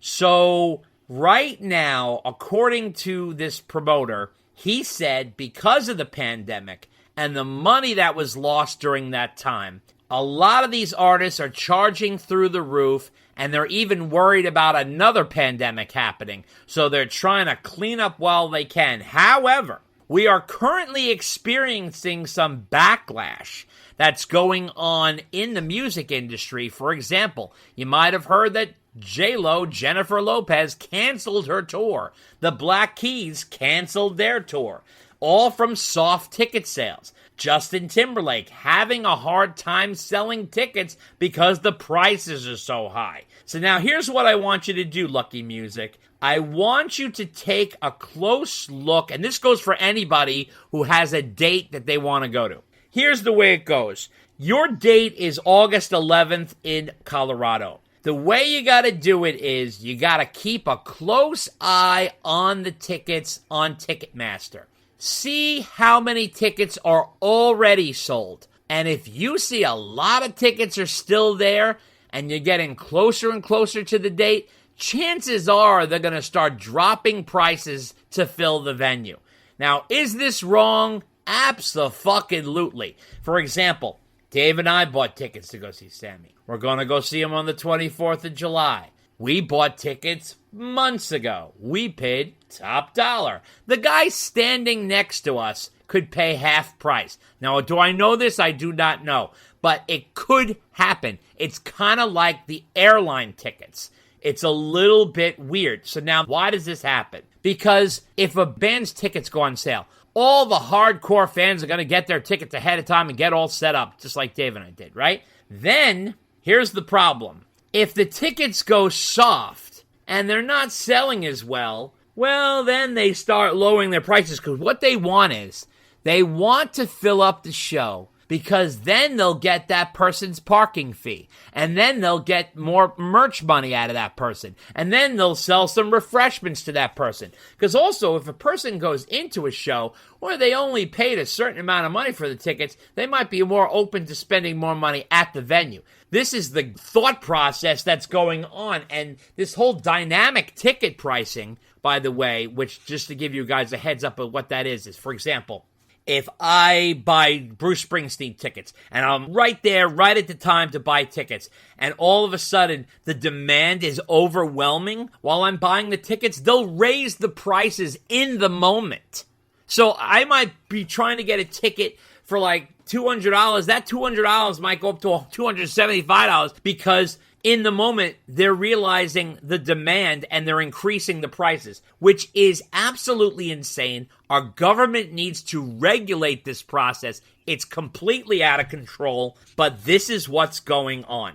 And it really is crazy. And what I tell you, Ticketmaster has learned about, which Dave talked about on this podcast a while back, is they're selling tickets to shows way in advance because they learned from COVID, oh, if we have the ticket money 9-10 months in advance, we could collect all the interest on that money all that time and actually make a little extra cashish while they're waiting for the show to happen. So there's all kinds of little things. However, here's the other thing that can burn you. It can go the other way. Now, if you wait on a show sometimes, you can get burnt and shut out. Like, for example, a hot ticket right now is Pearl Jam. Pearl Jam is hot as a pistol. Pearl Jam's great. Their new album is fantastic. But, if you are online, the minute they go on sale, you might not even get one ticket.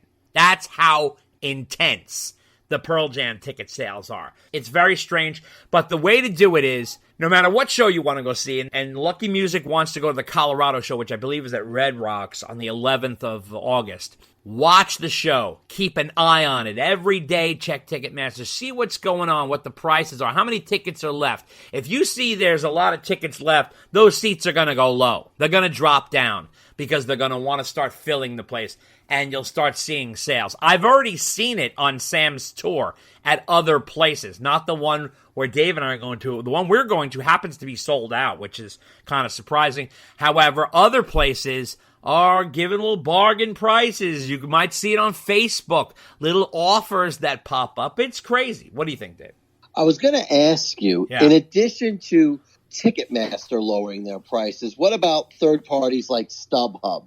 If you wait long enough, the day of the show or the day before the show, are they getting nervous and dropping their prices? Oh yeah, that could totally be. Now, but here's the other thing: if there are a lot of tickets available via Ticketmaster, the guys with StubHub might even go lower. I know people who do this, only do this. This is how they go to concerts. It's almost become like a game. I did a whole story on this, and I interviewed people who do this. There's a name for it. They call it ticket surfing or something like that. They almost get off on the whole, let's ride it up to the edge.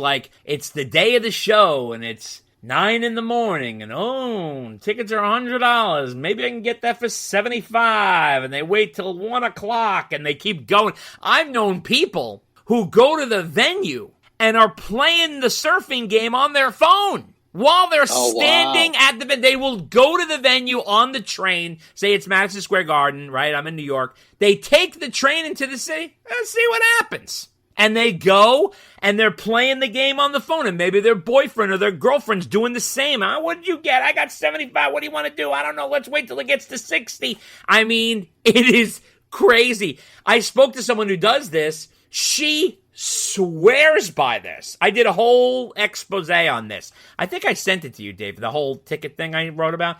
Yes. Yeah, there's this one girl. Now, I'm talking about hot shows like Pink and Madonna and all these different shows. And she's like, oh, it's so good. Because then I get into these shows and she gets off on not only seeing the show, but then she's like, I got it for $60. She gets all excited about it. And she's like, we do this every time. And then they know. Can't do it with Pearl Jam. Can't do it with Pearl Jam. There's certain ones they know they're not going to, can't do it with Taylor Swift. You're not going to do that with Taylor Swift. There's certain ones you can get away with and certain ones you can't. What were you going to say? Your best bet is waiting to the end. The Lucky Music asked, is Sam being straight? Well, no, yeah, kinda. He is not. Well, I was going to say kind of to a point. I think his definition of affordable is different than other people's version of affordable. Because Sam always likes, I love to play. And he used to say, I would play for free. And he has never done that, except on very rare occasions, like the Van Halen bonus show that they're releasing. That was very rare that Van Halen would do a free show. That was an embarrassment thing that he tried to make up for. Right. A lot of times the prices do get out of the artist's control, but like Dave said before, they almost don't care. Because as long as they get their guarantee, they don't care what happens outside of that. Right. Now, you should care as an artist because your fans will get frustrated. You mentioned Bruce Springsteen before, and I remember when Bruce finally relented and said, all right, Ticketmaster or Live Nation, which is the same thing. Yeah. I'll let you guys do dynamic pricing. Yep. And there was an uproar. Oh, yeah. Because his fans, he had never done dynamic pricing before, and now his fans were like, this is terrible, this is criminal, you're supposed to be like the working man and playing for the working man, right? And now the man is screwing the working man over, right? And Bruce was just like, well, I had pushed back on that for years, but now I just finally decided to do what everybody else was doing, and he didn't say this, but that means make some cashish. Yeah, because look at who you talk about. Sam and Bruce Springsteen, these guys, this is it, dude. I mean, they're not going to be going for years. This is the last bang over here. Right. So, yeah, you know what? It is tough,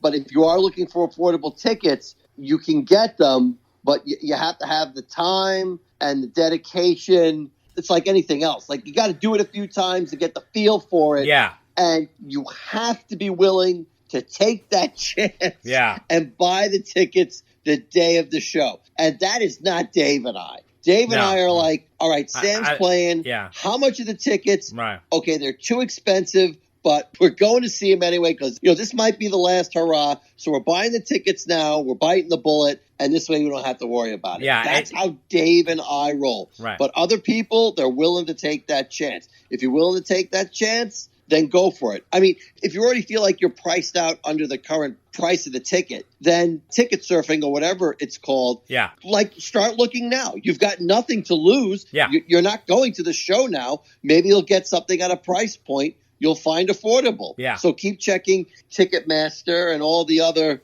ticket agencies out there who are robbing us blind. Yeah. And see if you can find something. It's really weird. I actually went on there and looked at the Colorado show. Some of those tickets, Dave, they're up to like over $500. I mean, are you kidding me? To see Sammy Hagar, you're going to charge over? Get the hell out of here. It was insane. But you know what? I really think, and it doesn't take much, just every day, just keep a little check and see where it's at. It's almost like measuring the temperature outside to see what you're going to wear. Just really kind of check it out and to see what the situation is, because I guarantee you could probably get in for a much lower price, but it's a little funny. The weird thing is that, and this is what's really annoying, these bands go out on tour and they play the damn country. And then the price they charge in New York is different than the price they charge in Ohio, which is that has been happening for but it's years. the same fucking show. Oh, yeah, well, Dave, that's almost like, cost of living. Yeah, and, I know, but like a New York venue, they've got union workers and it's just going to cost more. I know. And yada, yada, yada. But the other thing we've been saying for years is at some point it has to give. Oh, yeah. You gave examples now where you're starting to see it crack a little. Right. But only a little. There's still plenty of other artists there. Yes. Selling high ticket prices, like the Taylor Swift. I mean, she'll command anything. Mm-hmm. The Stones will command anything. Yeah. These artists are charging hundreds and hundreds, if not thousands of dollars for tickets. And Dave and I say all the time, who on God's green earth is going to pay that much for the ticket? Right. But people do. So as long as they do, and the government doesn't regulate it, that's the way it is. Exactly. Letter number 5 comes from Jim from New Jersey. He says, I think you mentioned the last show that Sammy-era songs like AFU and maybe Black and Blue sounded like demos with Sammy because they really weren't enough lyrical content for some of the songs. And I came across some old MTV clip from 1991 where the band says that 5150 and OU812 weren't even done by the band's standards because the tours had already been booked before the album's completion. Thought this was interesting. Could it possibly explain why some of those songs sound a little bit half-baked? What are your thoughts? Also, I was very curious when Sam joined the band about the Van Halen logo went from wings to rings. What is the backstory on that? Personally, I prefer the rings, as I just think from a holistic music perspective, it fits well, and it's a nice modern twist. The wing logo is fine, but it easily looks dated and clearly something out of the 70s. What do you guys think? Thanks, Jim from New Jersey. Well, Jim, first thing, yes, on both albums, 5150 and OU812, they had to hit the road because they had booked tours. Now, 5150, for example, came out like maybe 3 days before they went out on tour. I think it came out on March 24th, 1986, and then they hit the road March 27th, 1986. So people hardly got a chance to digest the new album, but I don't think 5150 was all that rushed, although I will say I think the rushed part of 5150 was Inside, the last song. There's something about that song that's very thrown together. It's a jam with just jokey shit thrown out on top. There's something funny about that. I don't know. There's a story there that's never been told. It's also a weird song that does not fit the album. Then you have... That's a David Lee Roth song that they tried to get Sam to do. Really? I really think that was like a David Lee Roth type of feel song, and like they tried to make it work with Sam, tongue-in-cheek with the lyrics. Yeah. I mean, that's what it sounds like to me. It is like a half-ass kind of song. They never performed it live. No. So there's definitely a story. And it really just sounds like something Ed and Al jammed. It just sounds like, you know, But getting back to their reason of why they said 5150 and OU812 wasn't to their standards, me personally, I think that's a crock. I think that's a crock of crap. Really? Because, like, look, the band would always brag, oh, Van Halen 1 or Van Halen 2, you know, we did it in 3 days. Right, or we did it in a week or whatever, and it was never quite that short. But, like, it was less than a month, right? I mean, it would be like 2 or 3 weeks, boom, album's done, they're touring. And maybe Fair Warning took a little longer. I mean, 1984 definitely took a few months. Oh, no. But like those early albums, like those first 3 albums, those guys were like boom, boom, boom. Yeah. They got them done. And no one's really complaining about the quality of those albums. And I'm sure there was a tour booked. There was always a tour booked because that's what Van Halen did. They recorded an album and they toured. Came back home, took a break for a week or two, boom, went back into the studio. So if the band is like, oh, well, you know, 5150, OU812, not so good because we had a rush for a tour, that's a crock. I don't buy that for a second. I think that is them making excuses. Although I have to say, on OU812, I think AFU and Black and Blue are fine. I'm really looking at more of like Source of Infection and Sucker in a Three-Piece. Those songs, as the album progresses, they just seem like they're throwing it together. I mean, it really is. That's the sad part of that album. Yeah. Is that there's 2 things wrong with the guitar-oriented songs on that album. Yeah. One, lyrically, like the 2 you pointed out, are nothing to write home about. Right. And sonically, they just don't sound that good. There's no bass. The Brown sound went home and did not leave a forwarding address. Yeah, right? exactly. Like, yeah. It's gone. That's the unfortunate part of that album. I also think that they went from recording 5150 to touring 5150 to recording Sam's solo album, which was a contractual obligation to Geffen because Sammy came from Geffen as a solo artist, and part of the deal to get him in Van Halen on Warner Brothers was that A, Geffen gets a piece of 5150, B, he makes a last solo album for them, and C, he does a greatest hits package. So there was a contractual obligation. Ed wanted to stay involved. He played on the album bass as well as producing that album. And Sam did a fair amount of promotion for it, too. Then they went into recording OU812. Then they went out on the Monsters of Rock tour. Then they went and toured OU812 tour. It was all rushed. And all of that happened in a very short period of time. You know, that's a very fair statement and great analysis. The other thing I would add to that is maybe Sam, and to a lesser extent Ed, were running a little out of creative juice. Exactly. Because they did it on Sam's solo album. Totally. Which I'll be the first to admit, I like that album better than I like OU812. And it's a fantastic album, and he put a lot of effort into the lyrics. Right. But then when it came time for Van Halen, it's like, so tired, did my solo album, can't think of any more lyrics. I mean, I'm exaggerating, but I don't think we're far off on that. Well, just listen to Sucker in a Three-Piece and Source of Infection. It's not even passable. It sounds like the band is making a demo and Sam's doing a scratch vocal. Yeah. No, I agree. Dave, Yeah. you and I can write better lyrics. Oh, absolutely, in a half hour. So then, in regards to the rings, that's an interesting question. I have been searching for this for years as to who really created the rings. However, I am going to say I was very impressed with that. I thought it was a really cool idea to take the old logo and expand on it. So I thought it was cool that there are two logos that represent the different eras of the band. In fact, I'm going as far as to say when Gary joined the band, I wanted them to re-up it again. But it didn't matter because he didn't last that long. However, right. No, I totally agree with you. Yeah. I don't know much about that either, but I always thought when they did the rings that there was the element of, now that we have Sam, right, the circle is complete. Yeah, that's true. That's very true. Yeah, exactly.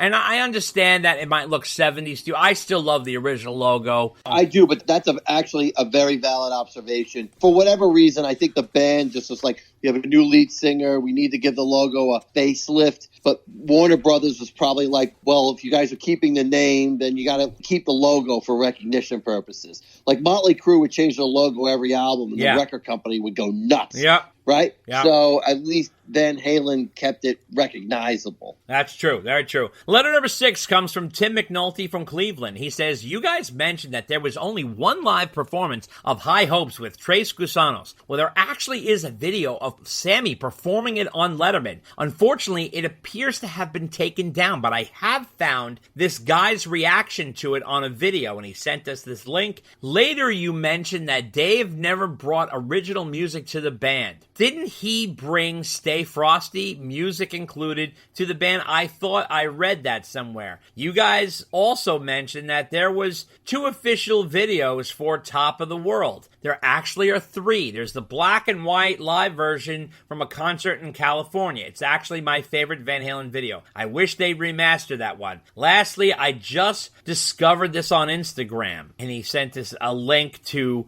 a Very Strange Life account. He said it's awesome. Pictures I've never seen before. Thanks, Tim McNulty from Cleveland. Well, Tim, thank you so very much for pointing this out. So, Sammy did a promotional performance on March 30th, 1994, when promoting Unboxed, his greatest hit set, which he did 2 new songs, one of them being High Hopes. And here is a clip of Sam performing High Hopes on Letterman.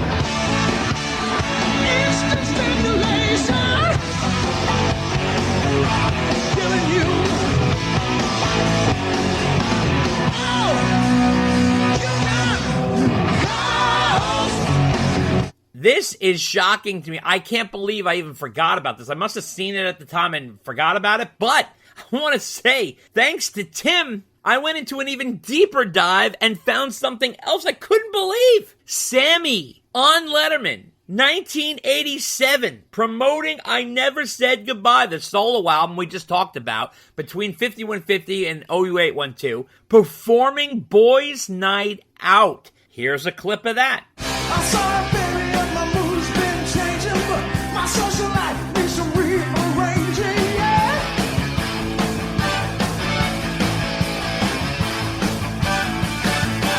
Now I got nothing against my old lady, but every now and then a man's got to get out and get crazy.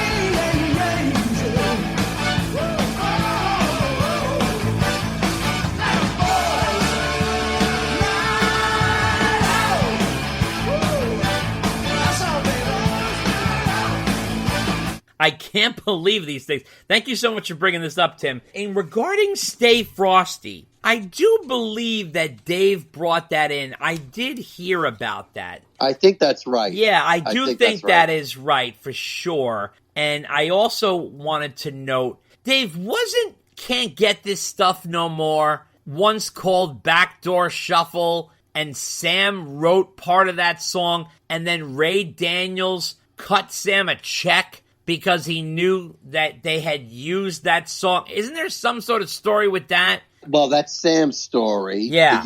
Yes. Because when Sam heard the song, he was like, hey, wait a minute, that's Backdoor Shuffle. Right. And by the way, that's my vocal melody. Right. So you guys owe me some money. Yeah. So Ray Daniels was like, listen, if I cut you a check for whatever amount of money it was, do you go away? Yeah. And Sam was like, fine. Right. So that's according to Sam. Yeah, there's something going on there. I forgot about Stay Frosty, so thank you for the reminder for that. If anybody has any other examples we're forgetting, please let us know. Yeah. But that's a real rarity when Dave brings the music to a song to the table. Although, interestingly, he brings that song and they basically turn it into Ice Cream Man Part 2, Electric Boogaloo. Absolutely. Yeah. And thanks for finding the High Hopes. Oh, that was crazy dive. On Letterman. I totally forgot about that. Forgot about it. Yeah. That's like a Lost Sammy song. That's a really good song. Really good. It's really like strong. And I was like, God damn. And it's so funny because he's performing it on Letterman. It sounds great. He has the look from the 5150 tour. He has like kind of the bob and also like a goatee. So it was an interesting kind of look. It was an interesting time. 1994, it was kind of between albums. They were fighting a lot during this time. This is when they were battling about Ray Daniels. There was a weird kind of time going on in Van Halen. So it was a little peek into, Sammy's headed into a more solo direction. Although what I didn't understand about Sam was, I loved High Hopes, and I Never Said Goodbye, but then when he made the album Marching to Mars, after the Van Halen album, it didn't have the zip that I really thought it would have. Had he gone with that heavy rock sound, I thought that would have made more sense. What do you think? Yeah, I don't know what he was doing there. Well, he was doing whatever the hell he wanted. It was like experimental almost. For him, he was taking more chances. Oh, totally. Which I commend him for. Yeah. I mean, it's not a bad album. There's highlights. Yeah, he needed like one or two more like really catchy songs, especially if it's your first post Van Halen album. I mean, I remember when he did Little White Lie. Yeah. That was the first single. Yep. Like lyrically, it was a barely disguised message to Van Halen. Yeah.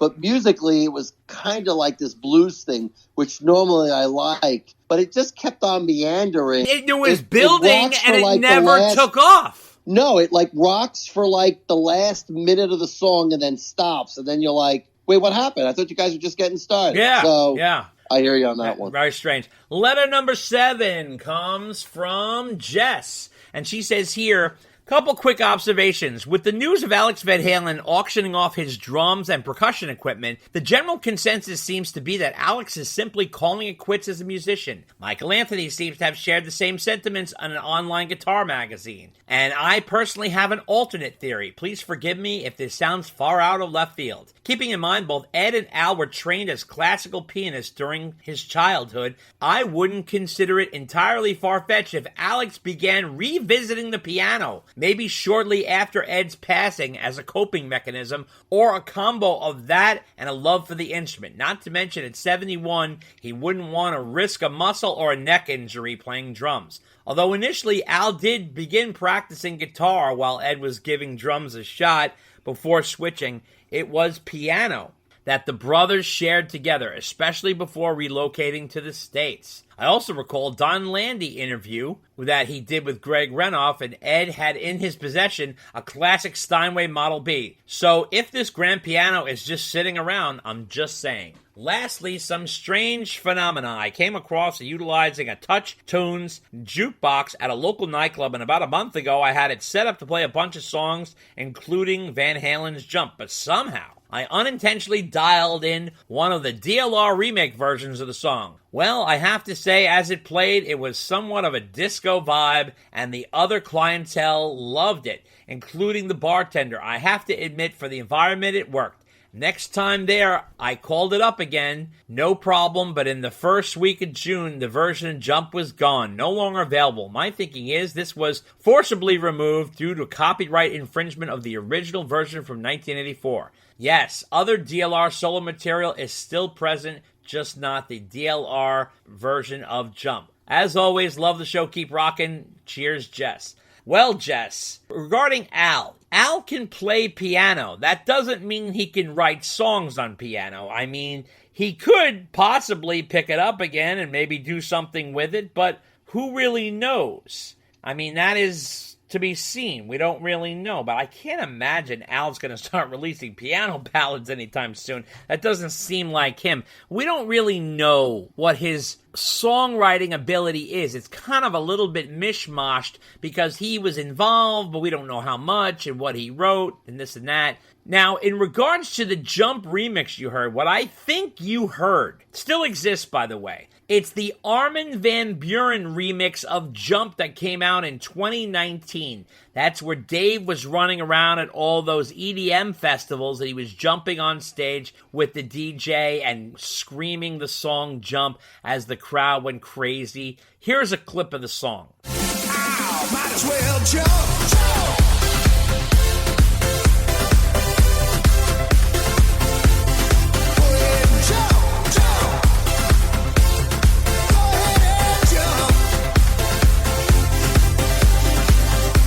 Now, this came out as a single, and it's available on Van Halen's Spotify. I think it's also on their iTunes. It's known as the Jump Armin van Buuren remix. And, you know, it's sort of like to introduce Van Halen to another generation who is listening to EDM. And obviously, it's a classic song that everybody knows. And to remix it with new beats kind of, you know, brings in a new audience. So, what do you say about that, Dave?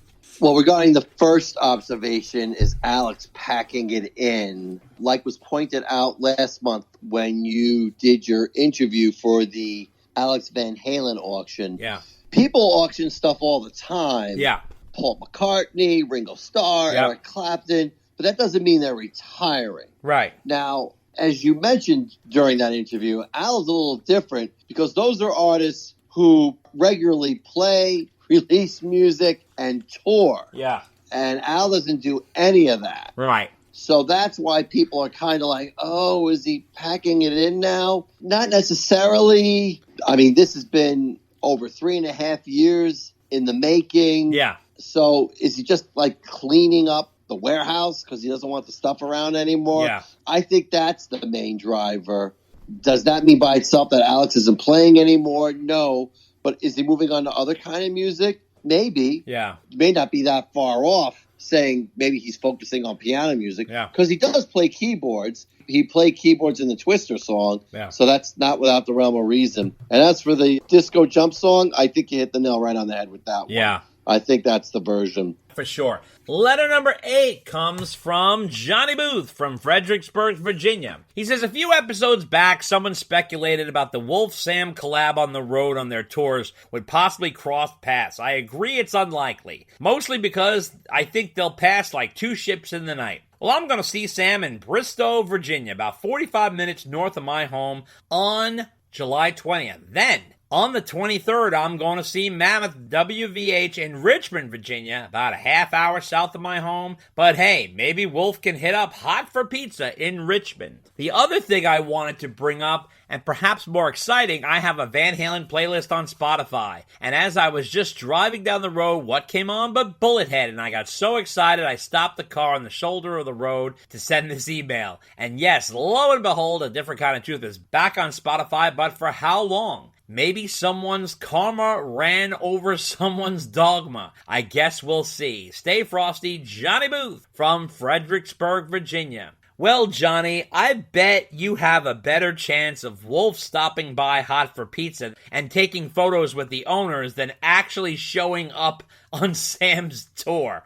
That's for sure. I think the celebration of A Different Kind of Truth is very important. It's back on streaming. We are so excited ourselves for how long it's been away. We're excited to have it back. And, you know, these things go in and out with streaming. You know, you never can tell with streaming. That's why you got to have physical. But this was kind of disturbing in the Van Halen camp. And I don't know if it'll happen again because I think it pissed off a lot of people that, you know, I mean, we only have 12 albums, guys. Can we keep them on Spotify? It makes only more sense. But I don't think it's going to disappear anytime soon, but you never know. What do you think, Dave? Hopefully not. Like you said, and Johnny said, glad it's back. This way we could listen to it on playlists with other songs or just listen to it streaming, period. beginning to end. So super happy about that. And regarding the Wolf-Sam collaboration, that's unlikely to happen. Yeah. In fact, just recently, somebody asked Sam the exact same question that was asked of us.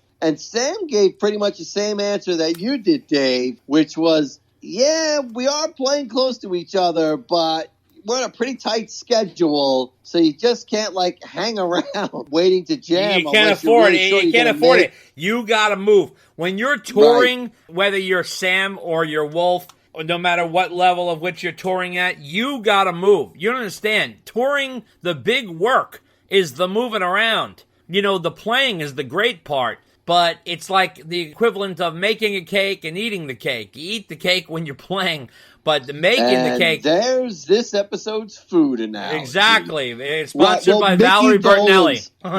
Well, Mickey Dolenz of the Monkees would always say, I don't get paid to sing. Right. I get paid to travel. Right, exactly. That's the truth. This is why you're seeing so many Vegas residencies, because a lot of these artists are saying, you know what, man? You come to me, bro. And it's becoming more and more. The Eagles are doing it now. Now the Eagles are going to the Sphere, and they're having the residency, and they built that Sphere just for that reason, to have residencies. And who did it? Dead & Co. did it. And U2 did it. And all these different people are doing the Sphere, and they're making huge, huge money on it.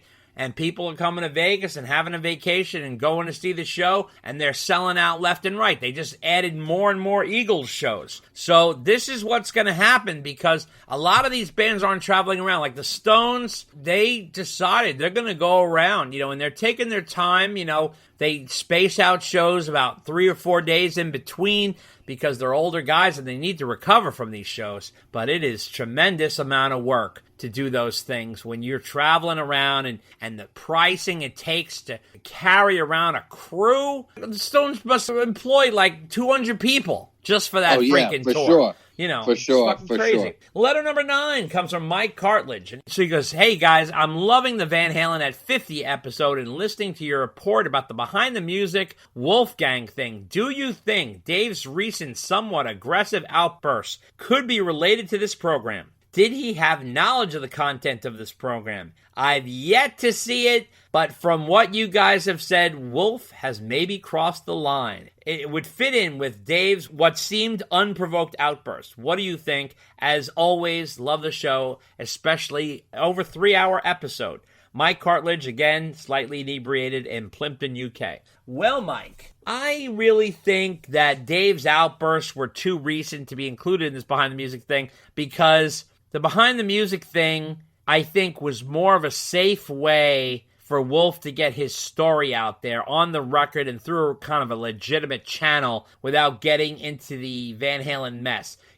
Wolf feels very haunted by the whole Van Halen thing. You took Mike's job. You're a Nepo baby. You're riding the Van Halen name, all that kinds of stuff. Yeah, he is a Nepo baby. I'm not going to deny that, because he's the son of Eddie Van Halen. But he's also ridiculously talented. He's not playing his dad's music. He's playing his own music, and it's really good. And guess what? He plays all the instruments. He writes all the lyrics. He writes all the music. I mean, come on. There's not many people pulling that off. So I think he's really proven himself. I think by putting the behind the music out and getting that story out there is, number one, therapeutic for him, but also kind of letting people know where he's coming from. And also, the Taylor Hawkins tribute showed and proved that he can do the Van Halen stuff, that I can do it. I don't do it. I choose not to do it because I want to do my own thing. And let's be honest, he's been all over the world, opening for Foo Fighters, opening up for Metallica, opening up for all these different people around the world, proving, and headlining as well, proving that he can do it. So he's put out 2 albums. I'm sure he's got more coming up. And, I think the behind the music thing was important for him to kind of just shed that kind of skin, you know what I mean? I think it was important for him to do that. And Dave and his bitterness, I don't know what to say about that. I don't know what his beef is with Wolf. I think it's a money-related thing. It's something that he's pissed off about. I've heard behind the scenes that he doesn't like the fact that Wolf is getting Ed's slice of the pie. We've talked about this before. I'm sorry. You don't like it?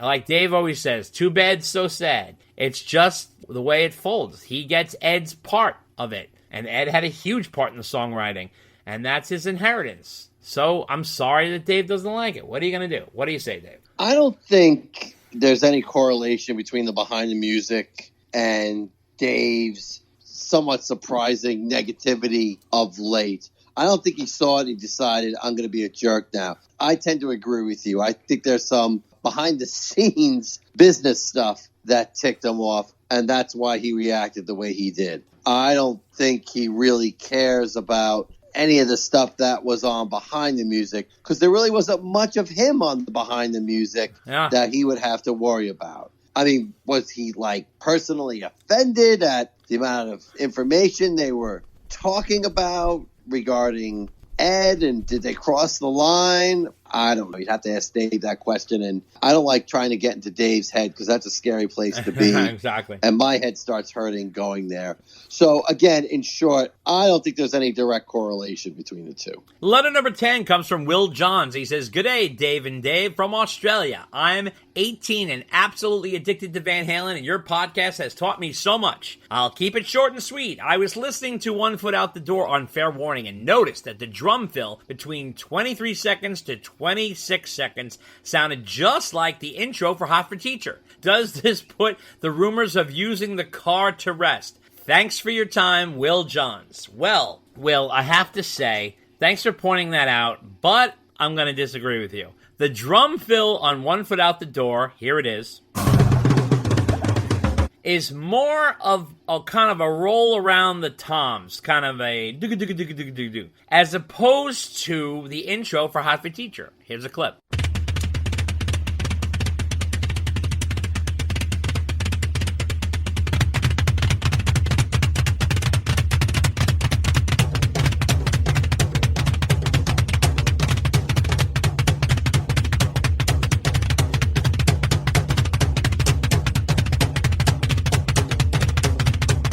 Intro for Hot for Teachers, more intense, focused on one drum. It's a much faster beat. It doesn't have that kind of roll around the toms kind of fill. That was much more of a generic drum fill. But I tell you, maybe if you speed it up, you could understand it. Also, there wasn't any double bass kick on there, which is definitely part of the Hot for Teacher intro. So I'm sorry to disagree with you, but I appreciate your interest in Van Halen and you trying to point something out there. What do you think, Dave? I see where he's coming from. Right. But I think as long as this podcast is on, there will always be a debate about the intro for Hot to Teach. Unless Al clears it up in his book.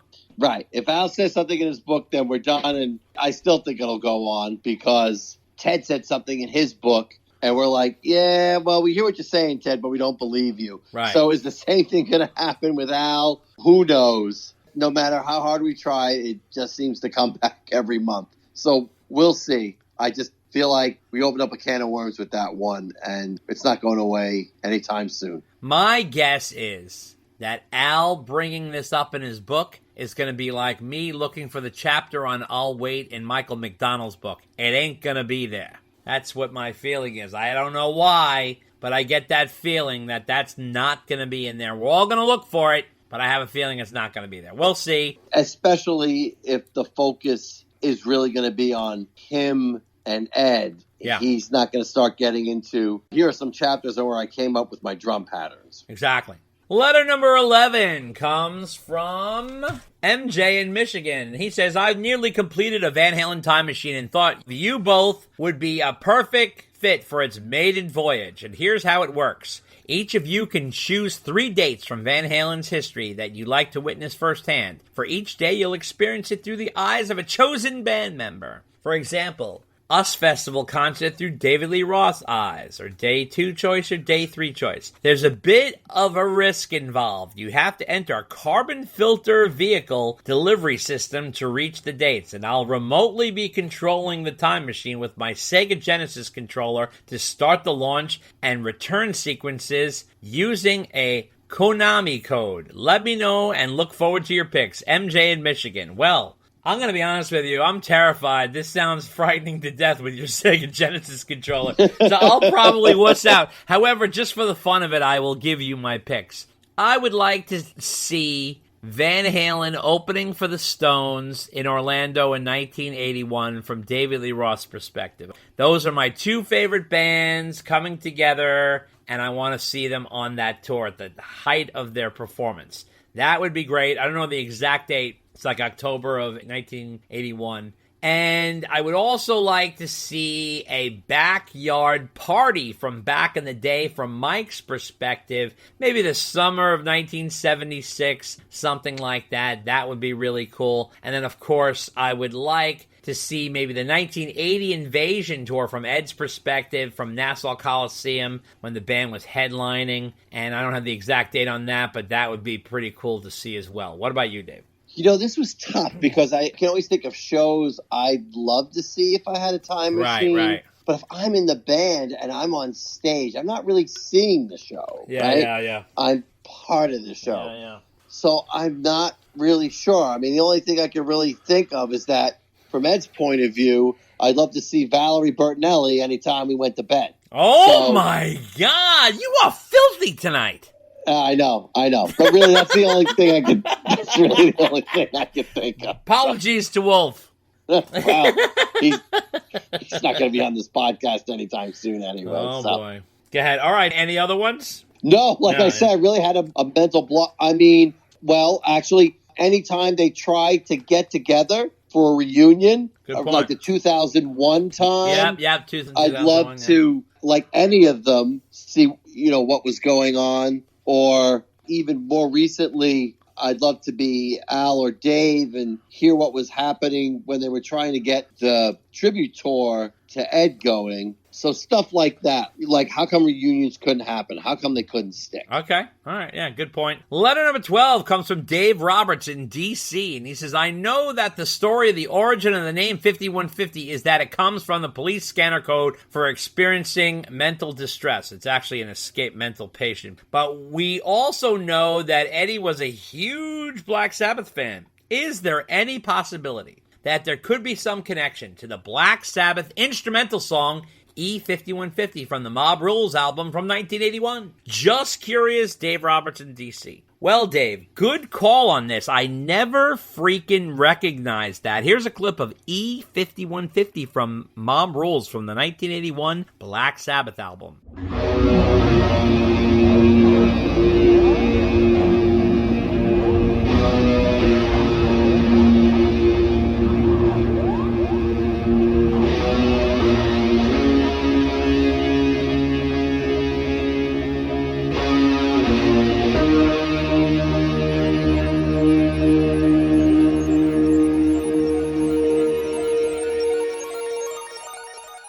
Could it be we all know that Ed was a big Black Sabbath fan and also might have had some influence? I don't know there. I mean, he did name the studio about 2 years later from when this came out, so that could have been an influence. That's a really good catch. What do you think, Dave?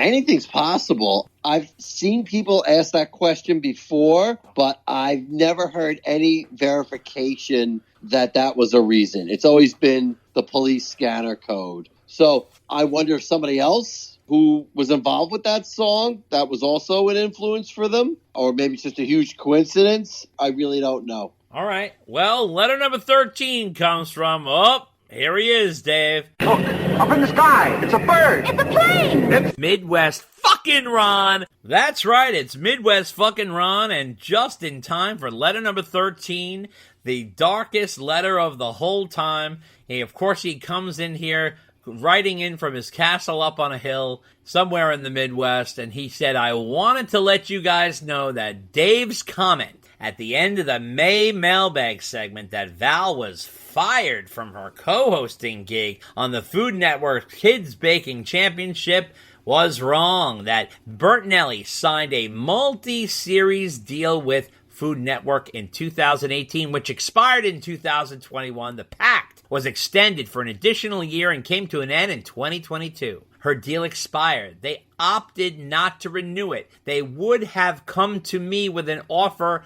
just for kids, but they never did. Simple as that, said Bertinelli's longtime manager Mark Schwartz told Variety. She wasn't fired. Midwest fucking Ron. Oh, he's throwing barbs, Dave. We're going to start with this one. He wrote in 2 letters, so we'll start with this one. Well, I personally think he's splitting hairs. Whether she was fired, not renewed, as far as I'm concerned, it's like saying someone died or passed away. It's basically the same thing. I tell you, when she went on social media and really complained a lot as if she was fired. So I think yes, that's true. Yeah. And as much as I love Ron proving you wrong, a rare moment here. I will back you up on this. Was she fired? Technically, no. Yeah. But if they're not renewing her contract, it's the same thing. Yeah. Bye-bye. Yeah. We don't want to see you anymore. Exactly. Yeah. So did they fire her for doing something wrong? No, not at all. Did they ask her back? No. Not at all. Wow. So, either way,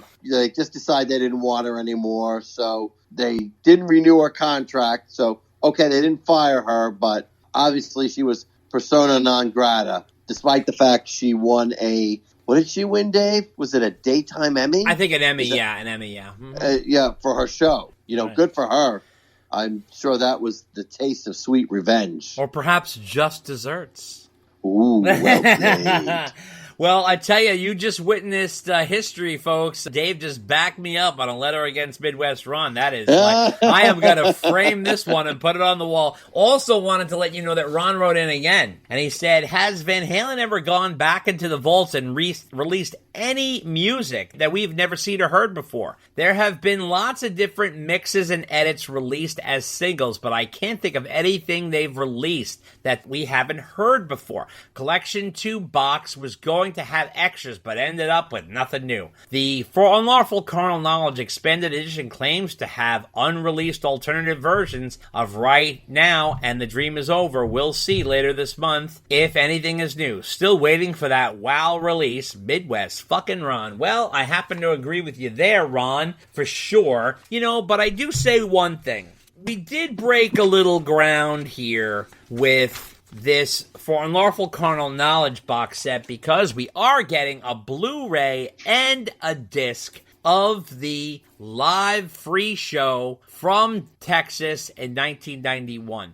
That is a step in the right direction. Now the question is will they go back into the vaults and pull some live shows that they can add to box sets on other albums in the future? That would be great. I'm not expecting much from the Right Now, Dream Is Over. One thing has a keyboard solo instead of a guitar solo, which is Right Now, and Dream Is Over's instrumental. It's all low-hanging fruit, if you ask me. They're really just looking for any little thing to throw on there, but we're not getting what we should be getting, which are the unreleased tracks for Unlawful Carnal Knowledge. Where the fuck are those? They're probably buried in the tapes at 5150. They're probably not in Warner Brothers' hands, which means you're never getting your hands on them. However, in the vaults that Brian Kehoe went in, that's why I wanted to have him on the podcast, but the guy's frightened to death to speak about what he saw. So I would love to know what's in those vaults. Are there live shows that are sitting there? I'm talking about not the 5150 vaults. I'm talking about the Warner Brothers vaults, the vaults where the band recorded outside of 5150. You got to remember, after 5150, you're not going to get anything because it's all locked away at 5150, and Wolf has the key, and he's not giving it up. I think that we need to hope that they might be digging into some of the Warner Brothers vaults for some live shows to be putting on future box sets. What do you say, Dave? Well, from what I've read about the so-called bonus tracks, I think we've definitely heard them before. Yeah. Because my understanding is The Dream Is Over is just an instrumental version of the song. Yep. And the Right Now songs are like one with a keyboard solo. Yep. I forget what the other one is now off the top of my head. But this is stuff we've heard before. Yeah. So to answer his question, is it truly unreleased? No. So aside from the free live show, that's really the only thing so far that they're releasing now that hasn't been released before. Like I said, there's definitely stuff in the vaults, and there's definitely stuff from Unlawful Carnal Knowledge, right? We talked about the keyboard songs that they didn't do. Oh, what's his name was involved with those? Thomas Dolby. Thank you, Thomas Dolby. Yeah. So, I mean, and I think there's 3 of those, right? Yeah. So there's like about 3 of those songs that they totally could have put on that set, but they don't. So will we ever get there? Probably eventually, but like hopefully in our lifetime. But I don't know how many times they're going to release this album, because this is like the second time in less than a year. I mean, how many times do you want us to buy it? Right. And we have to buy the vinyl and the CD together? That is ridiculous. Now y'all just getting greedy. I mean, someone just sloppily did that. I've never even seen that before. Why would anybody want both? That's crazy. So that's nuts. Right. But we are on to the last letter of the night, Dave's absolute favorite, number 14, coming from Kurt 5150 Snyder. And he says, some more interesting news on A Different Kind of Truth Streamgate. I looked on Apple iTunes that the songwriting credits on the songs have changed. Some songs have DLR and AVH. Other songs have EVH, DLR, AVH, and WVH. Could it possibly be that the royalty credits were split on that album song by song? Is that what hung it up legally? This is very interesting, and I don't think it's a mistake. I also noticed that Alex's name was removed from a majority of the songs on Van Halen 3 on iTunes as well. Keep up the good work on these podcasts. Thanks, Kurt 5150 Snyder. Well, Kurt, I currently think that it's basically a money split situation. I am not 100% sure even how to find the credits on iTunes. I don't even know how you have done that. I don't even know where they are. However, it's great that you looked into that, and I think there is something to say there, because right now, when the band is not together, they're getting a little more picayune about things. Like, they're starting to count pennies in a drawer. There's no merch money coming in, there's no touring money coming in, and people want their little share of the pie. So everybody's divvying up what the songwriting credits are, and I think they're taking a closer look at every part of the income. Therefore, the songwriting credits are being combed over. What do you think, Dave? I think you're right. First of all, that was a great find. Super interesting observation that they're being very specific with the songwriting credits. Right. Because when Different Kind of Truth came out, it was basically just the LLC. They given the songwriting credits to David Lee Roth and I forget what they call it. It's like the Three Twins or something? The Three Twins LLC, right? Yeah, Which is presumably Ed, Al, Wolf, and Wolf. So the question was, are they all getting an equal split of that? Or, is Ed and Al getting a bigger split than Wolf? Like, how are they doing? Nobody knew. But now that they're attributing specific names to it, that's really interesting. And so I wonder if that was the hang-up Dave had, where he was like, look, we all know who wrote what, so I want my piece, which is what Ted Templeman's been warning them since day one. Yeah. Like, don't give everybody credit for everything. But great find. I wish I could see the whole thing and see how they split them out, because I'm really curious what Al ultimately got credit for. I find it really interesting that he was removed from some songwriting credits on Van Halen 3, because a few months ago I would have been like, really? Why? But in light of recent interviews by the producer, Mike Post, who said, yeah, Al wasn't even around most of the time. Yeah. That makes sense. Yeah. So interesting to seeing how songwriting credits are panning out on some of the later Van Halen albums. Very true. And that wraps up the mailbag segment. And we are on to our discussion about, number one, the Best of All Worlds tour that Dave and I went to in Connecticut. We are going to discuss and break down the whole show. We are also going to talk about the new box set, the For Unlawful Carnal Knowledge Expanded Edition, which has been remastered, as well as the live Blu-ray of the band's 1991 free show in Texas, and the audio to match that, as well as the bonus tracks on the album as well. And that is all coming up next. Take a listen. It's show business, classic, traditional showbiz. It's the same thing as pulling up the horse cart and opening up the back, and you make the music and you make some show. Same thing as Broadway, same thing as tap dance, same thing as Vegas and television variety. All of that's mixed in. You call it rock and roll, that's pretty big sweep now. It goes from Springsteen to heavy metal and, all the old classics, the Beatle tunes mixed in the middle there, and that's just the first song. The long-awaited Van Halen book from legendary rock journalist Steve Rosen is here. Tone Chaser, Understanding Edward, my 26-year journey with Edward Van Halen.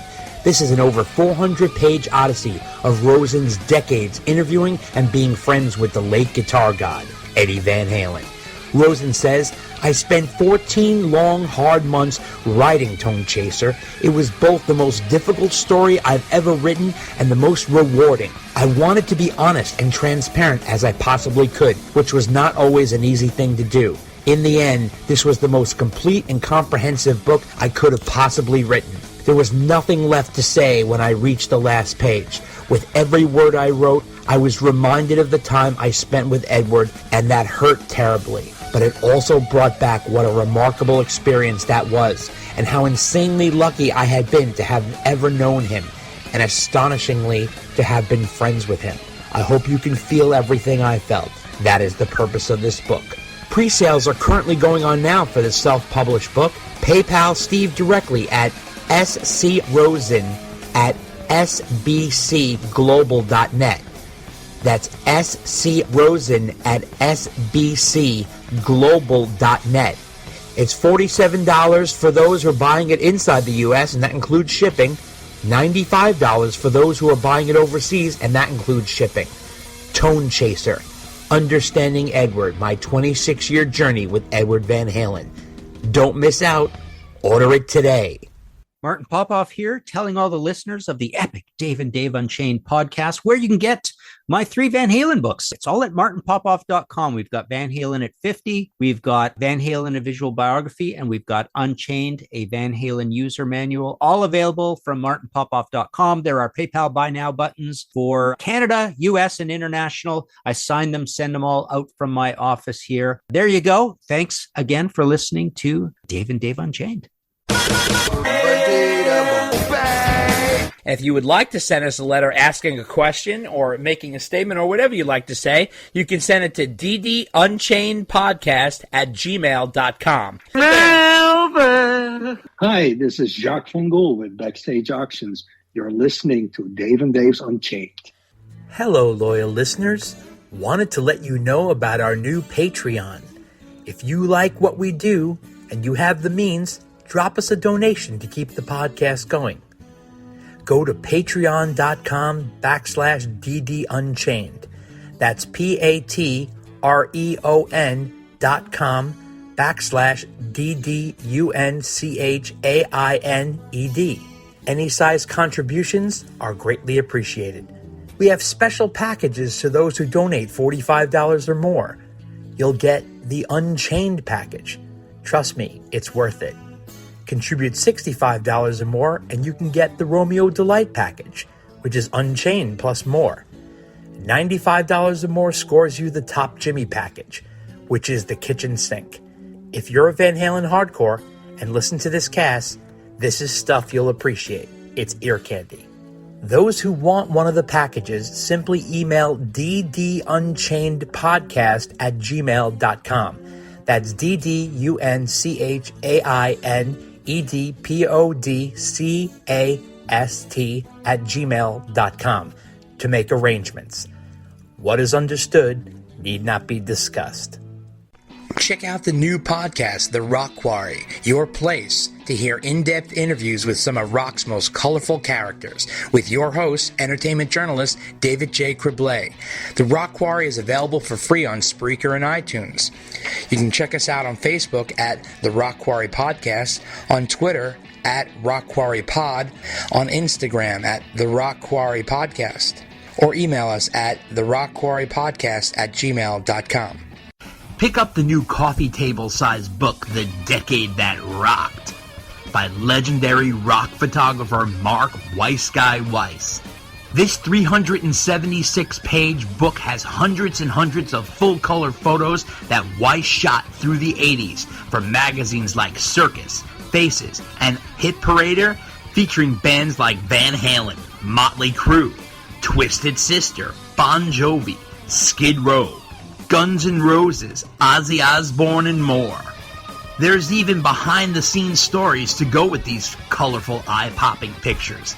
The Decade That Rocked, a new book by rock photographer Mark Weiss, is available for purchase now. Go to thedecadethatrocked vanhalenmerch.com, where there are exclusive bundles available with extra prints, t-shirts, and even patches. Inquire about the Van Halen bundle especially made for Dave and Dave Unchained listeners. Order today. The decade that rocked. It'll rock your world.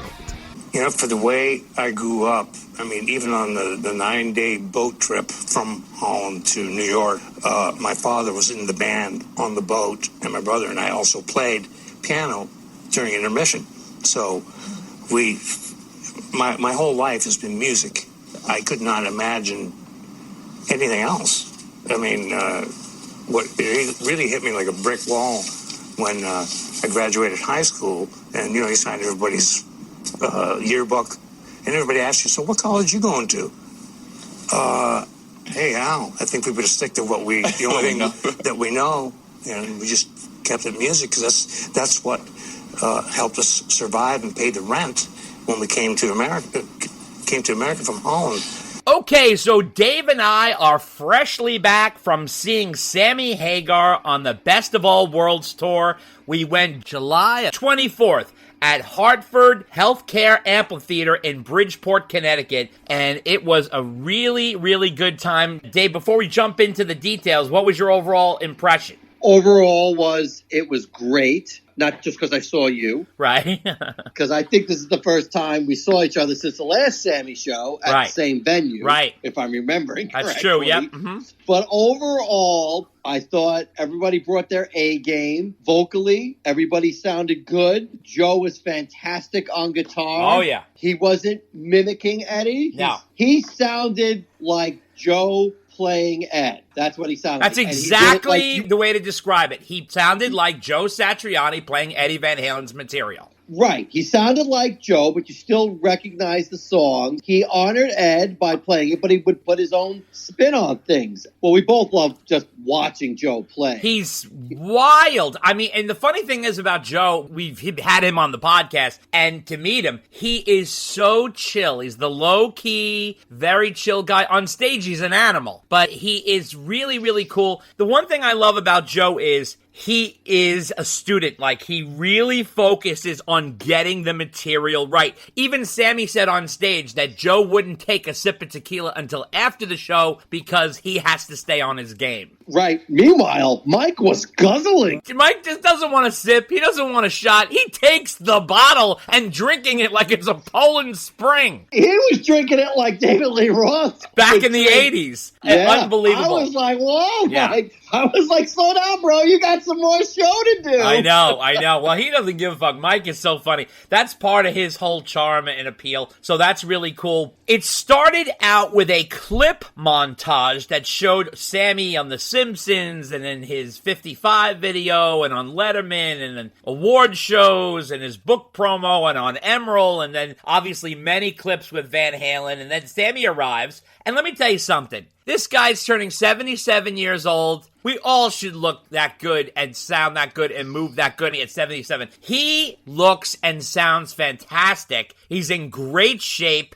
And let me tell you, the overall impression from me, that band was tight as a drum. They were well rehearsed. You could tell extra effort was put into the show because it was well crafted. They sounded tight. They sounded really good. Joe really brought a lot of fireworks to the show. I mean, and no disrespect to Vic, but it is true. Joe brought so much color to that set. And also, Ray Thistleway, the keyboardist who Joe brought with him, playing live keyboards and singing background vocals, and then sometimes he picked up a guitar to play a little rhythm. He added a lot, thickening up the sound, which I thought was fantastic. Jason, incredible shape. He lost a lot of weight. He's in really prime condition, playing like an animal. Really, really good. Mike is always good, and Sam is always good. So this was a really well-crafted, put-together show. You can tell they were not fooling around. They weren't banging it out. They really wanted to nail this, and they did a great job for the most part, I would say. I mean, obviously, we're going to get into some details about setlist stuff, but I was really impressed. They opened up with Good Enough, which is obviously the perfect opener when Sam goes, "Hello, baby," and goes into a whole song from 5150.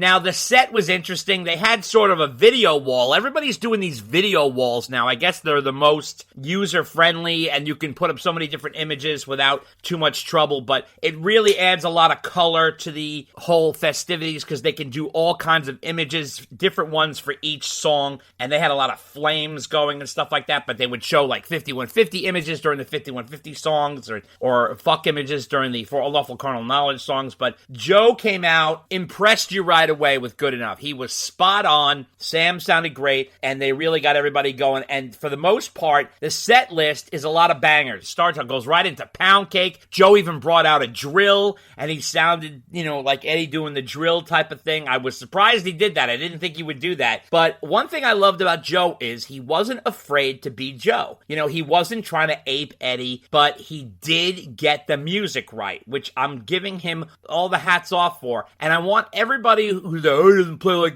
like Eddie. Eddie is Eddie. And like Steve Vai said it, you're an idiot if you think you're going to come on stage and play like Eddie Van Halen. You got to honor the material and play it the way you interpret it. And it's not like Joe's changing things around. It's just that he's a different player than Eddie. Eddie sounds like Eddie. The only one who can sound like Eddie is Wolf. And we all know that he knows how to really play like his dad. But the music really was done justice. And, Sam had really good chemistry with Joe. And obviously they know each other for years and played in Chickenfoot together. So there's instant chemistry there. And you can tell there's sort of like an overall good vibe. Couldn't you tell, Dave, that there was a good vibe in the band? Oh, yeah, totally a good vibe. And they're joking around. Sam would say to Joe's only had 2 vocalists in his life, and they were both me. Yeah. That was great. It was interesting to hear that. So, yeah, everyone was getting along very well and chumming around. And you could tell, when people are just there to fulfill a contractual obligation, right. Or they have to play their coworkers, right? That's all they really are. Right. But they really gel together, and they genuinely like each other and all that good stuff. Absolutely. And then they went into There's Only One Way to Rock, and Sam put on his guitar, and he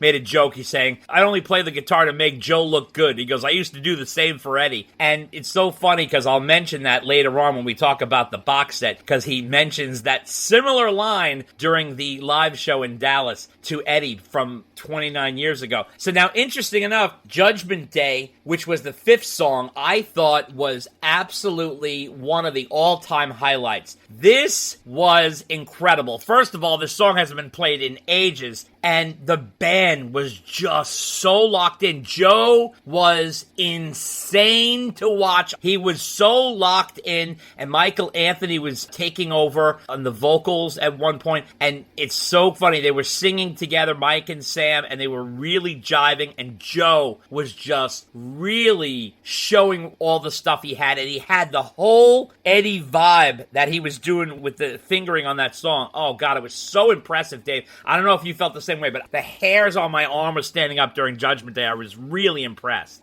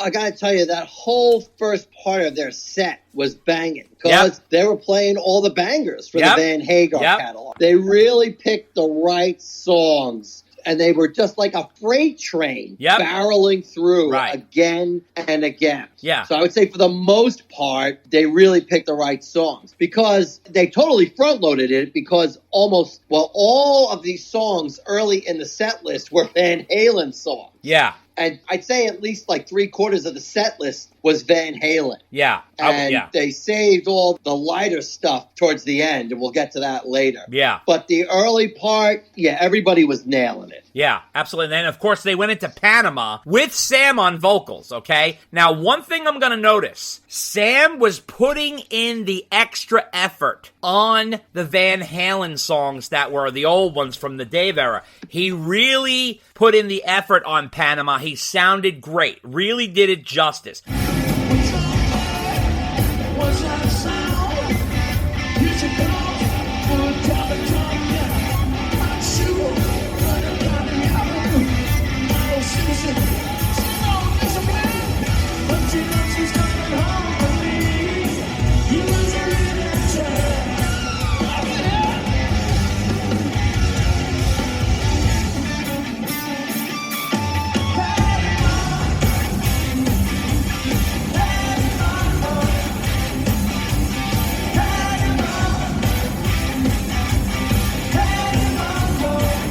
During the breakdown, obviously he's not going to do Dave's breakdown, but he was joking around back and forth with the crowd about the sing-alongs and stuff like that, and that was fine. And he didn't do the Dave part there. But one thing that really revved up the crowd was 5150. This was another highlight for me, another treat, another specialty from Joe. It was incredible that, Sam shouts 5150 time. He held up an album that someone gave him from the crowd, and he was signing them on Joe's back. That's one thing that drives me a little nuts that Sam does. It always has. He's very preoccupied with shit being thrown on stage. That's just a thing that he does. It bothers me a little bit. I just feel like focus on the song. You know what I mean? Like, just don't be signing shit and like half singing. But 5150 was great. Joe just really went nuts, and there was a jam with Michael Anthony and Joe Satriani that was so cool in that song.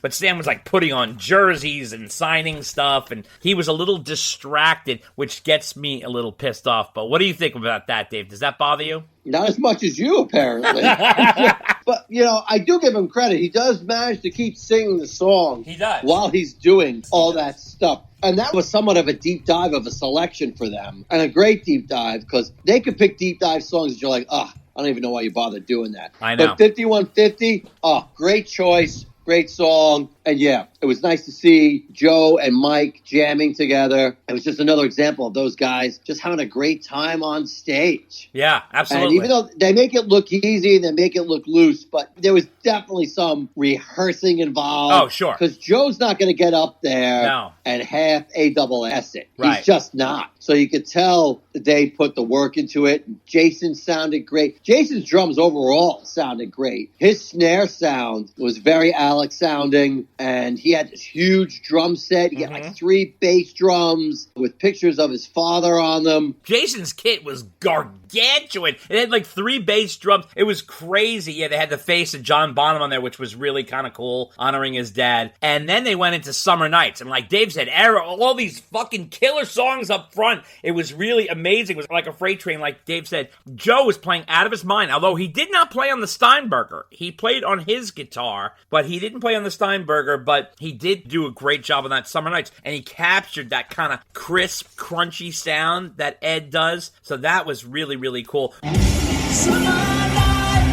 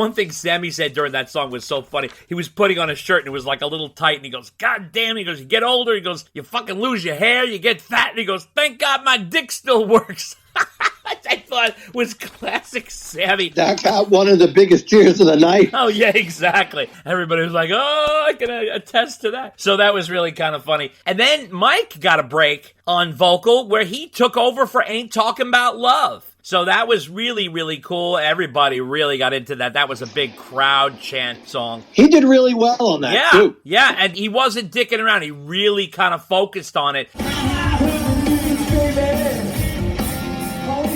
You can see, hey, you may have all you want, baby, but I got something you need. Oh yeah, hey, something about love, right to the core. Hey, something about love, just like I told you before. Yeah, before you know this when I do look at it, and I'm streets again.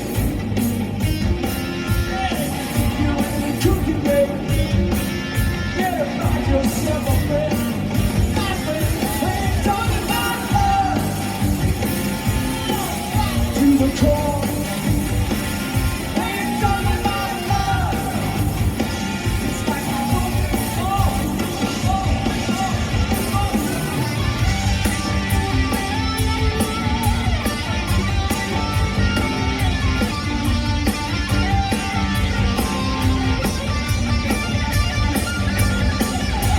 And like Dave said, you could tell these guys worked these songs. They have put them in the workshop and really crafted them to work together. That was fantastic. Then they went into Top of the World, and you're like, oh my God. And just like one after another, it was so, so good. But it's interesting because I think the front part of the set was better than like the later part of the set, which was wild. Top of the World was great. Harmonies were fantastic. Sam and Mike on that. That's like the perfect Sam and Mike song. So I was really excited about that. They went into Best of Both Worlds, which was funny because they did the 5150 walk, but not with Joe. They did it with Mike and Sam and then the keyboard player, Ray, which was really kind of funny. And the funny thing is, remember, I guess it was Bill McClintock's mashup between Celebration and the Best of Both Worlds? Well, they started incorporating Celebration into the song. They were talking about, oh, this tour is a celebration and a thank you to the fans. And Jason started singing Celebration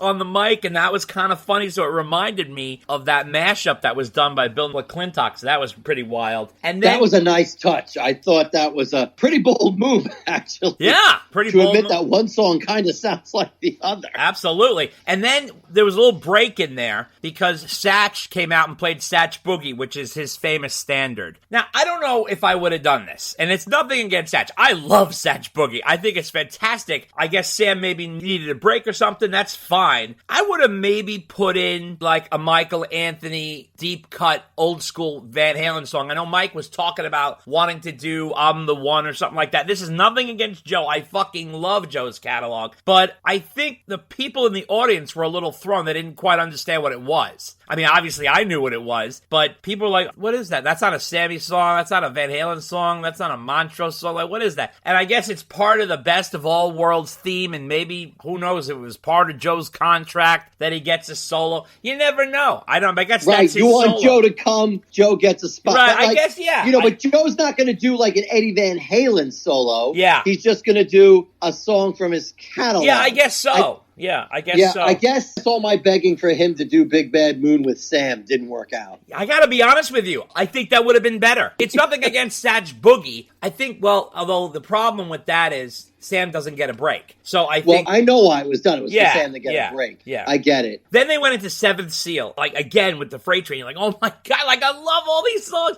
Seventh Seal is amazing. Tight as can be.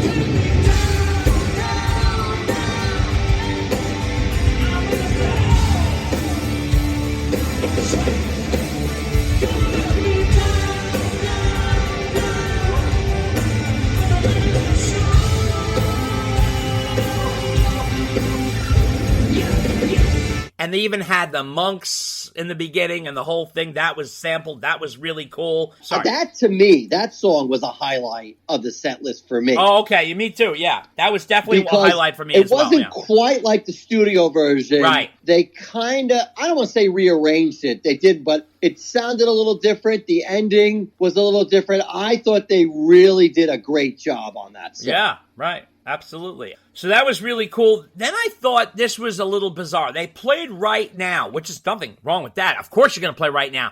I just thought it was a little early in the set. That's a really big Van Hagar song to be dropping in the middle of the show. But okay, that's what they wanted to do. And Sam was saying Right Now is a celebration of reality. Right now, the best of all worlds is kicking ass in Connecticut. And he was doing his whole drum up. Joe got a little bluesy on the guitar on this, which I really enjoyed. It was a nice kind of different flavor there. That was great.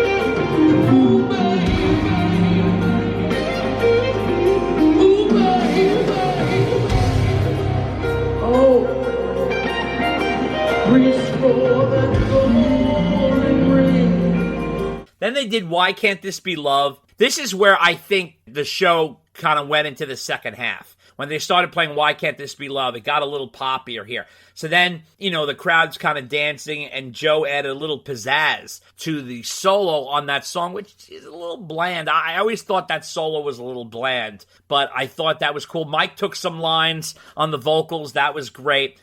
This is what I would not have done. So they did Eagles Fly, and then Sam gets on the mic and says, well, when we went out and decided to do this tour, we started asking people for requests, and this is always in the top 5 of requests that they asked for, which was Eagles Fly. There is no fucking way that this was... No way. There's no way! No way! That song is in the top 5 of anyone's list for what's effectively a Van Halen tribute show. Come on. That was ridiculous. Now, I understand it's one of Sam's songs, and that's fine. And I have to say, I appreciated the fact that they did the full band version, because typically... Sam does like an acoustically, and it's a little draggy, and it's like time for a beer. After that, Sam announced, it was a National Tequila Day, and he started bringing out his tequila, and he was doing shots. He was literally pouring shots and handing them out in the front row. He had like 6 cups. It was hysterical. And then, of course, after he pours the shots, Mike grabs the bottle and just fucking downs it. It was hysterical. And, of course, that led into Mas Tequila, which is a great song, and things really picked up. Mas Tequila is kind of fun. It's a fun Sammy song. And, they had this really cool bass intro by Michael Anthony, which I really enjoyed. And, Sam was getting the crowd going. I really was surprised, though, that they didn't add in here, like, Finish What You Started. I really thought that would have been a song to be putting in here. However, that song did not make it into the set list, surprisingly. No.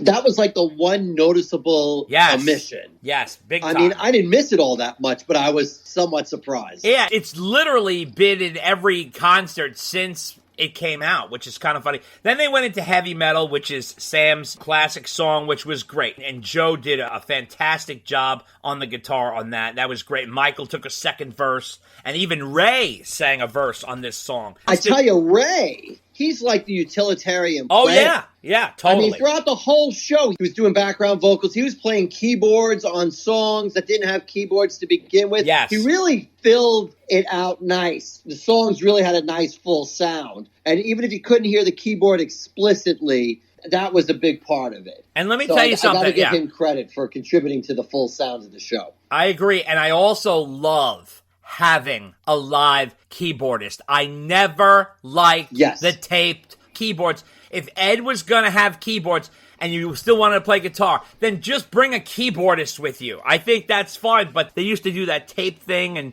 right. No, I agree. It was nice having real keyboards there. Yeah, totally agree with you. Then Sam announced that it was the 40th anniversary of I Can't Drive 55. And then he went and played that song, and, Mike took a verse, and he sang some on that, and everybody got into that. That's kind of a big fun time. Now, this, I thought, was kind of a mistake, but whatever. Listen, the show was great. I'm not really going to complain, but I thought this wasn't smart. They did a medley, which I thought was strange, of Space Station Number 5, the old Montrose tune, with Bigfoot by Chickenfoot, which I love, and then Jump. I would not have put those songs together. They do not jive together, those songs. I love all those songs, but they don't go together. I think I would have kept Bigfoot for sure. I think that's great. If they wanted to do a Montrose song, I would have done Rock Candy because it's way more upbeat and party-like and fun. Space Station Number 5 gets a little murky 70s kind of.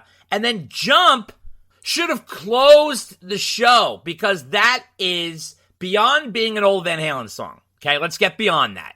Jump is an absolute iconic anthem of the 80s. I don't care what you tell me. It doesn't really matter anymore that it's David Lee Roth, Sammy Hagar. It doesn't matter anymore. That song has a life of its own in the sense that, Jump is just an anthem. It's like Don't Stop Believin'.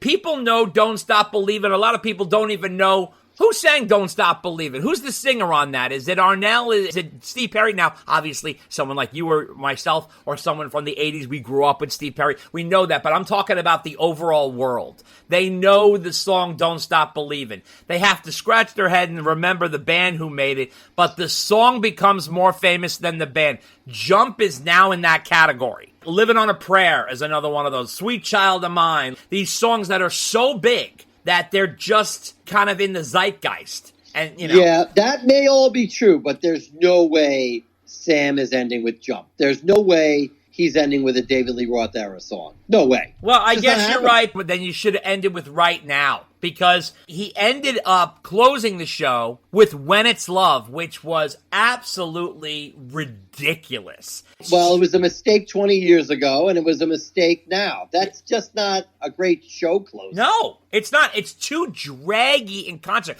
I like the song. It's just not a concert closer. I mean, you think about it, like, how do I know when it's love? It's just too draggy. If you're going to do that, I would have moved it in the spot where Eagles Fly was and get rid of Eagles Fly and put it in there. I understand you got to play When It's Love. It's the number one single. Everybody fucking loves it, whatever. And it's the one ballad. Okay. But I would have closed with Right Now or something. If you're not going to close with Jump, close it right now. Here's the weird part about Jump. Sammy gets on the mic and goes, I love this song. That's why we do it. And I've never seen him ever say something like that about a Roth tune, which I thought it was really wild. Mike was doing the screams like, Jump! That was kind of cool, and they added a lot of energy to it, and Ray was huge on that, on the keyboards. That was a big difference, having Ray on the keyboards, but I don't know, that ending was kind of limp dick in a way, and then Sam said, listen,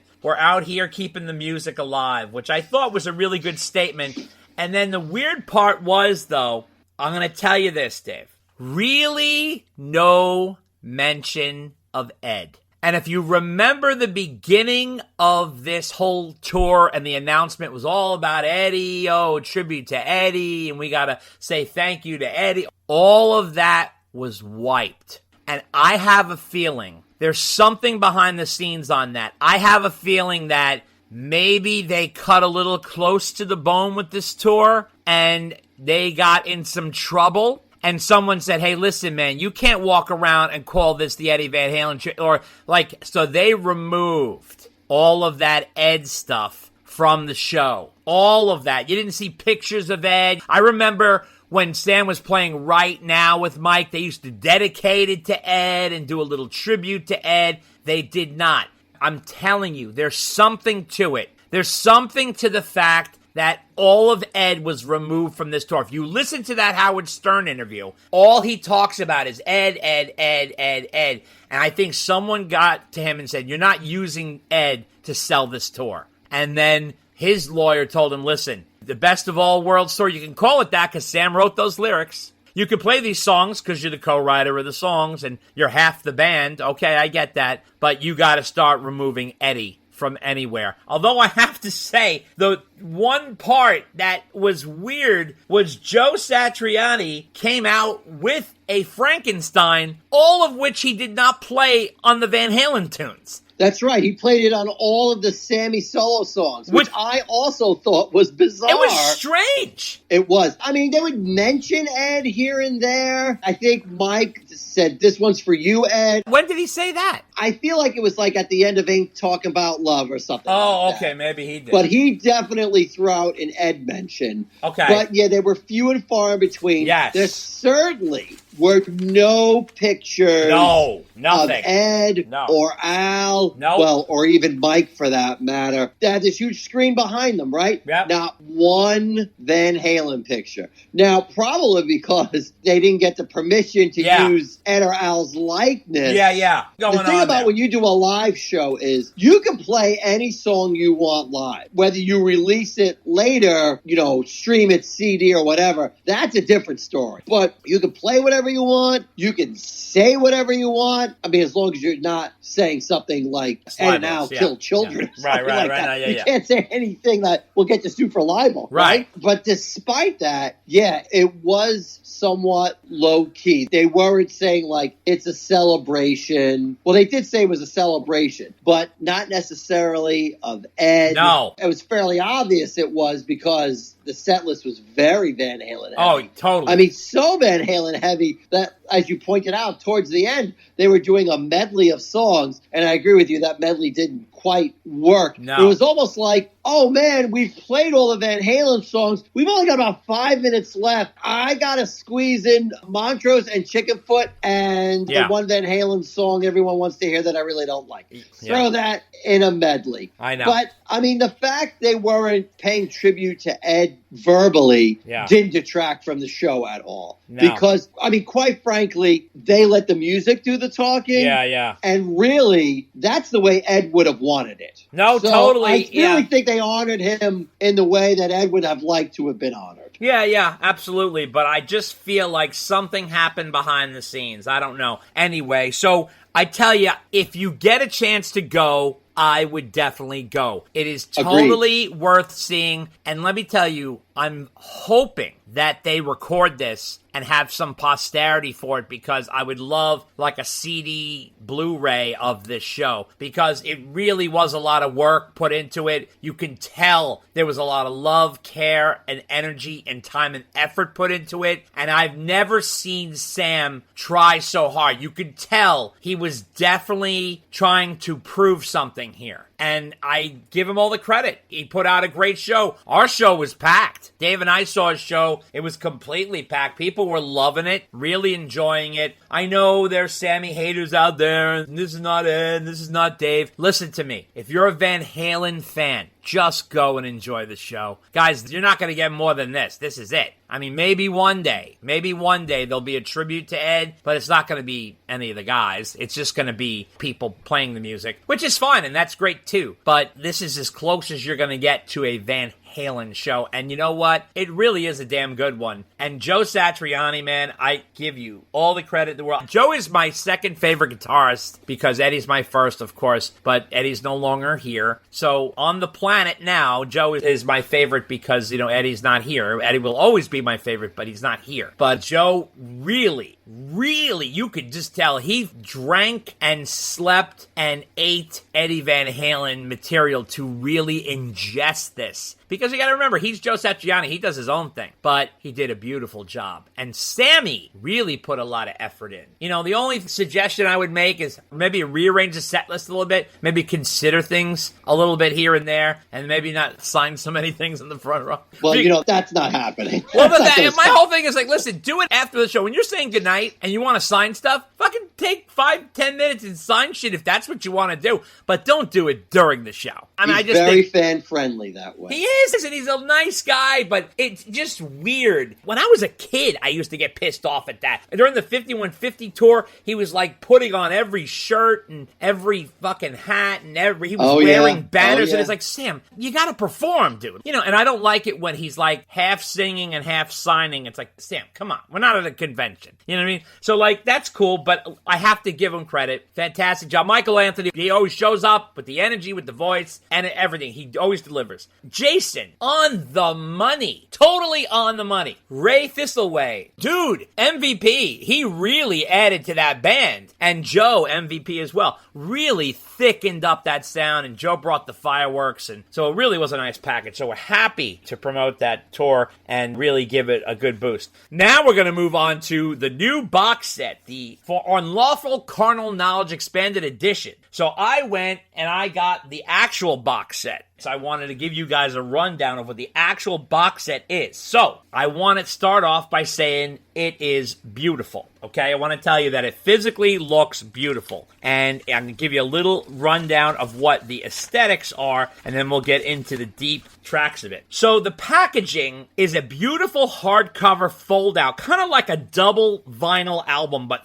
really thick on both sides. It's almost like a book. To the left is the vinyl, and to the right are the 2 CDs and Blu-ray. Now, here's the most important part. The inside art is the best Van Halen has ever done. When I say that is, there's a photographer by the name of David Seltzer, like the drink. This guy did an unbelievable session of black and white shots of the band. I always really enjoyed what he did because I saw them. They used them in the promotional materials and some of the CD jacket, but the CD jacket's so goddamn small. But let me tell you something. One thing that fucking blew me away with this box set was we got an extension of this man's photos in this box set. It is hands down the best Van Hagar photos ever. The box set really gives us an inside look at this session. There's plenty of material in there. So inside the second vinyl, you get a 32-page book.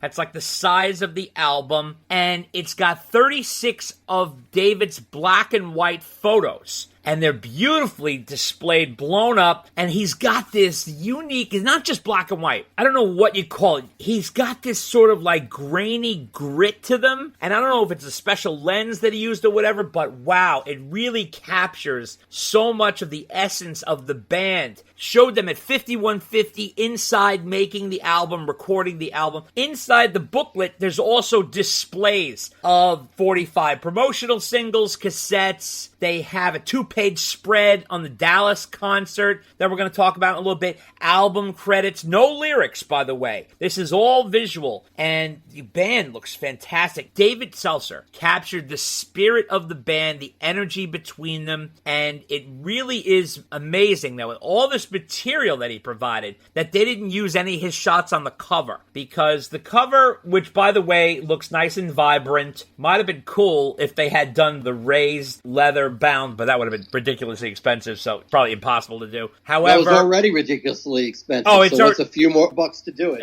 Exactly. But to the right are the 3 discs, like I said, encased in little pouches, and behind each pouch is another photo. So actually, that's another couple of photos, another 3 photos there from David's session. It's interesting. So you got one pouch has a silhouette of Ed, one pouch has a statue of an Indian, and one pouch, which is interesting, has that blackboard with all the phone numbers on it. And it was really kind of cool because I took a photo of it and zoomed it in and I started reading all the different things on there. And it's kind of fun. It's so geeky as a Van Halen fan to look into all this stuff. And then there's a little sign underneath the blackboard that says, "Do not erase blackboard," which is kind of funny. And it really is interesting. Now, this is wild. And I have the answer for you, Dave, as to why the CDs are put with the vinyl. So the vinyl does not contain the live album, which makes no sense, and I'll tell you why. They could have easily put the live album on the second vinyl, because it's like 11 songs. But instead, they only put 3 rarity tracks, which hardly rarities, but There are the two versions of Right Now, the guitar version and the organ version, and the Dream Is Over instrumental. That's the only thing on the second vinyl. If you flip it over, it is a raised black version of the Van Halen ring logo. I don't understand this. So if you want the live album, which is the live in Dallas Marketplace, December 4th, 1991, you have to listen to it through CDs or watch it through the Blu-ray. You cannot get it through the vinyl. That's what they did, but I guess that's why they put them together. I don't know. That's what they decided to do. It is beautiful, though. It is well done. And, of course, there is the versions, which they call the rarities, right? Now, what are the rarities? Yes, we got some good stuff here. The album is remastered, and it sounds fantastic. We're not going to go through the album. You guys know the album inside and out. But the rarities are, Right Now, the organ version, Right Now, the guitar version. Now, you might want to ask yourself, what the hell is that? Well, Right Now, the organ version is the one that has the organ solo in the middle of it instead of the guitar solo. Here's a clip.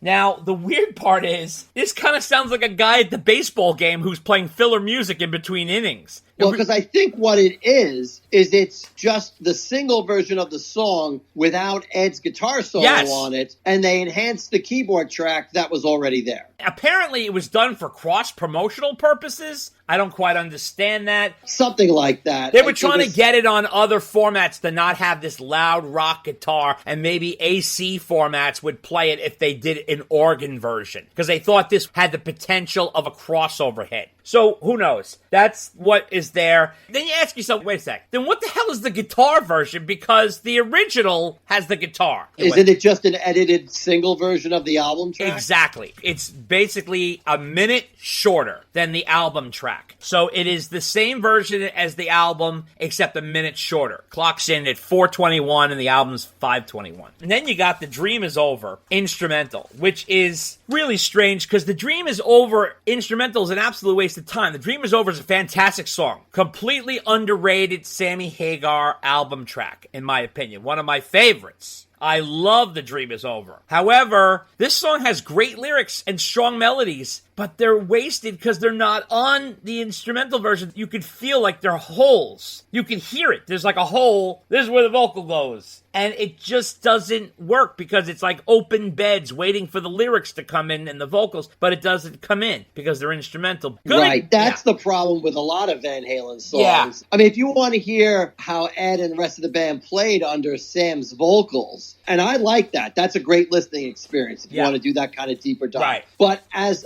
a song itself, there's a void that needs to be filled, and it's very noticeable because they were never supposed to be instrumental tracks. So it does seem like an odd choice. You and I have said, if they want to pick an instrumental track, then they should have picked Pleasure Dome. Thank you. Yeah. Yes, they should have picked Pleasure Dome. Right. Because, well, quite frankly, I'm not really a fan of Sam's lyrics on that one. And I feel like there's a lot going on you can hear the band do. Ed and Al are killing it on that song from a musical standpoint, and I would love to hear that song without those god-awful lyrics. And here's the other thing. I bet you, Dave, there are some extended versions of that. That's what I would like to hear, is an extended version of Pleasure Dome with Ed and Al really going off. But even if you just gave me the regular Pleasure Dome without the lyrics, I would have loved that, because I really suggested, I think even mentioned it in the For Unlawful Carnal Knowledge episode, that this song should have been an instrumental, because it's that good. Let me ask you a question just to clarify something you said. Yeah. So you said the 3 bonus songs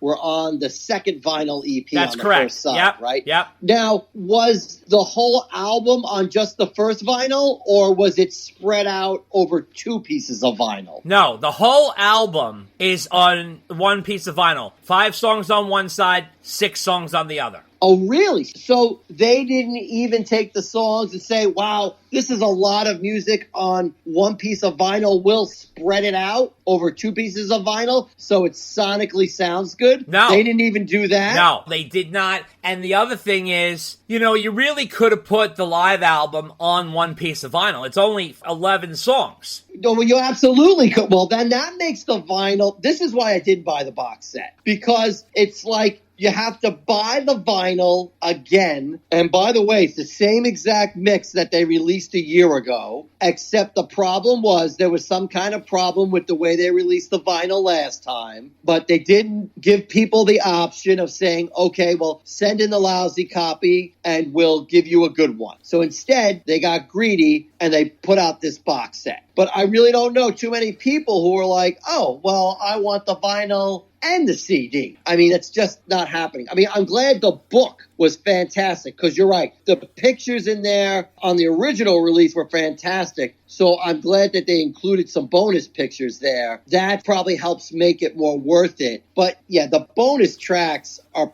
pretty much crap. Yeah. Right? I mean, it's an instrumental version and like some single mixes of the song that aren't really all that much different. What they could have done is they could have put the live concert on the album, maybe spill it over onto a single or something if it was too tight, because the live show was like a little over an hour. So that might be tight for vinyl. But still, either way, it just stinks of greed with the vinyl. But I can't complain because we get nothing. So I have to say, I love that they put this out. Going to the Blu-ray, and we'll talk about the Blu-ray and the live album because it's one and the same. So I have to kind of talk about them together. So just to give you a full taste, the Blu-ray, you got the promotional videos. Pound Cake, Run Around Right Now, Top of the World. So we all know those videos. They're all in HD. They look fantastic. The Pound Cake video looks so spectacular, and Run Around, they look great. Now, the Top of the World video is the concept video. Very 90s MTV colorful patchwork with the space aviation theme. There was no sign of that black and white live video of Top of the World. That should have been included on there as well, because they did two versions of the Top of the World video. The live black and white, and then the concept version. They put the concept version. I don't know if it was forgotten about or whatever. Someone forgot to add it. See, that's just sloppy. Yeah, if they're not going to put all the videos from the album on there, then why are you even bothering? Right. So now, obviously, the Blu-ray has the live show, which was Van Halen live at the West End Marketplace, Dallas, Texas, December 4th, 1991. Now, you gotta ask yourself, why did this happen? Well, in 1988, when Van Halen was playing the Cotton Bowl on the Monsters of Rock tour, Sammy had to stop the concert and apologize because he couldn't sing due to his sinus infection and strep throat. He promised to return and do a free show. This show in Dallas Marketplace was Sammy making good on his promise.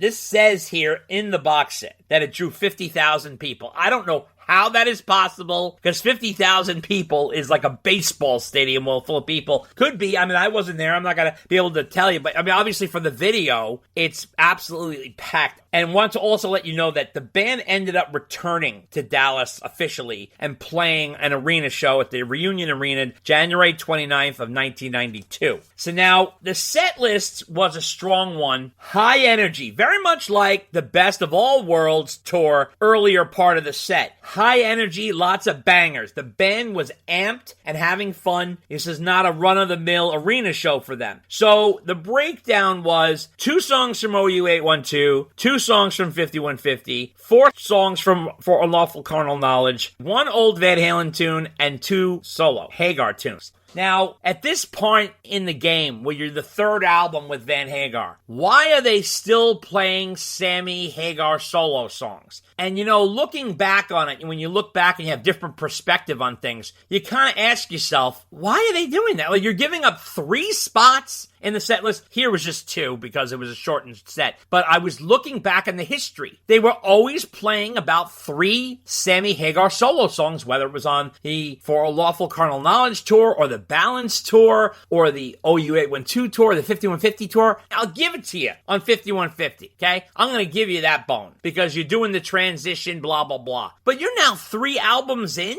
And you're giving up, like, I'm not even talking about old Van Halen songs. So just forget about even the Roth songs. But what about your own songs with Sam? Like, you're only doing 2 songs from 5150, but then you're doing 2 Sammy Hagar solo songs? Like, why are you not playing more from 5150? It doesn't make any sense looking back, but that's what they did. And I don't understand if it was a contractual thing that Sam said, well, I gotta have 3 solo songs. I don't know. There's something weird behind that. What do you think about that? Yeah, or they're just trying to appease Sam because he always had a bug up his butt for years about doing the old Van Halen stuff. Yeah.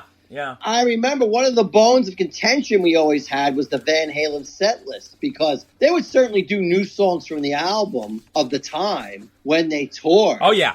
But the rest of the songs they would do Yeah. would always be songs that they've done before. Right. And of course there's going to be some of that. They're going to do the hits or the more popular ones. I mean, there are exceptions, but they would never, like, just say, all right, we're going to do this deep cut from 5150 or OU 812. They would be frustratingly consistent with the songs that they played, even down to the Sammy Hagar songs they would do or the David Lee Roth era songs they would do. I mean, Sam would play a different song for his solo spot once in a while, but as far as band songs, Yeah. it would almost always be the same David Lee Roth era songs. You know, once in a while they would shock you and do something like Unchained. Right. But even the Sammys, I mean, Sammy has this whole solo catalog. Yeah. And they're still doing One Way to Rock. Right. And you're just sitting there as a fan, like, if you're seeing them every tour, like you and I were, Yeah. multiple times,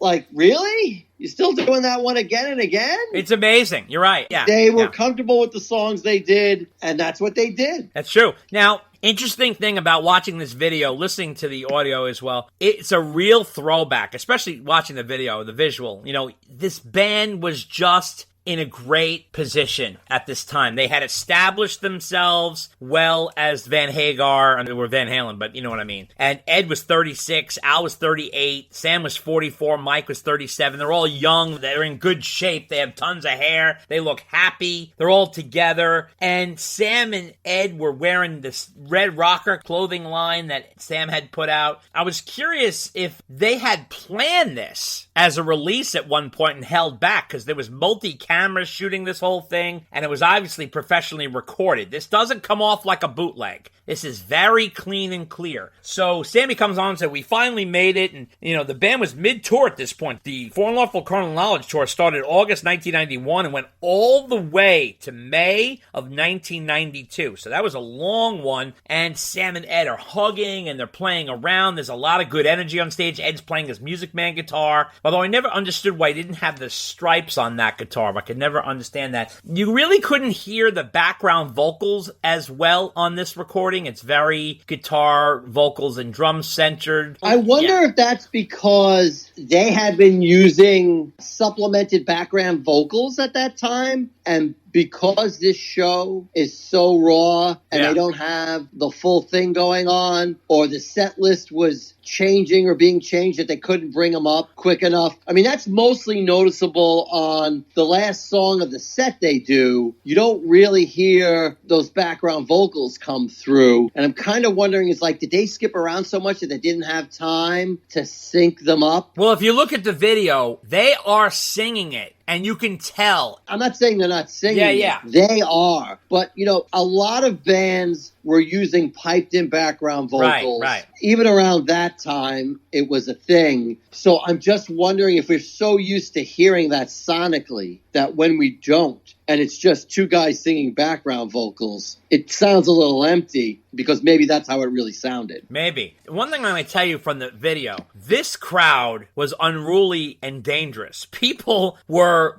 backed up and packed in that area for far as the eye could see. The look is so 90s. The people are very grungy. Tons of mullets, especially Mike's. Mike's was bigger than ever. But, you know, I tell you, it was amazing no one got hurt. There's people was standing on street signs. It was absolutely crazy. And they had people being pulled out of the crowd. They were being crushed. It was really, really wild. They had stacks of Eddie Van Halen striped amps, and Sammy put on the guitar, and he said, because I put on the guitar because I make Eddie play better when I put on the guitar, and kicks him in the ass a little bit, which was a kind of a joke and a reference that I made earlier about the Best of All Small World story where he joked around with Joe. And now the security seemed rather generic, Dave, like kind of crew guys looking out and doing kind of the bare minimum. They didn't have like a professional crew of security team like manning this. This was a little free-for-all here. Well, I think that was one of the issues, that Dallas was like very hesitant to put this on. I mean, there were police there. Don't get me wrong. I'm sure they had the full police force out there as much as they could. But that's the danger with things like this. And I know they had asked Van Halen not to even announce the show until the last minute. Right. Because they really wanted to minimize the number of people that were coming out there. I mean, you could see it all. I mean, the quality on the Blu-ray is fantastic. Oh, I haven't seen it from beginning to end. I've only seen certain songs. Yeah. But, I mean, they definitely cleaned it up. You feel like you are there. They show you everything. There's no behind the scenes. There's no backstage. There's no intro. There's no closer. There's no extra anything. It's just the show. Sammy said, I don't want you to relax or nothing, but take it easy on these people up front because they're getting fucked up. So there's a little bit of that. He also said, this is one of the happiest moments of our lives. There's nothing better than a free concert, making good on a promise. He said, we're going to start over, Dallas. We're going to break even and we'll be back. During Runaround, they showed some really close shots of the guys close up. Well, she don't like it when it's cut right, and don't want me making future plans. She don't like me trying to pin her down. She ain't about to give an inch of ground.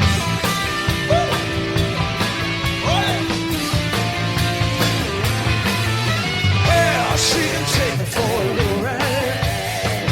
Down the log, she drive me home. Round the block, maybe once or twice. And it's love when nothing nice. I want, but I want it.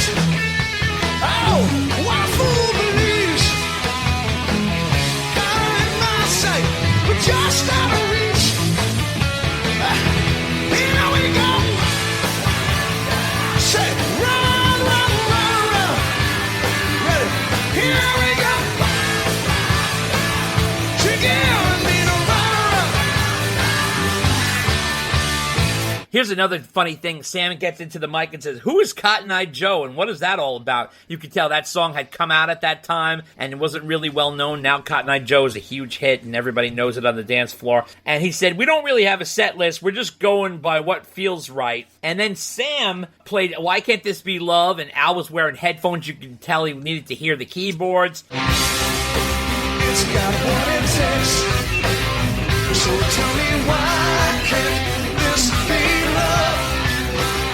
Straight from my heart. Oh, tell me why can't this be love? I tell myself, hey, only fools rush in, and only time will tell. We stand the test of time.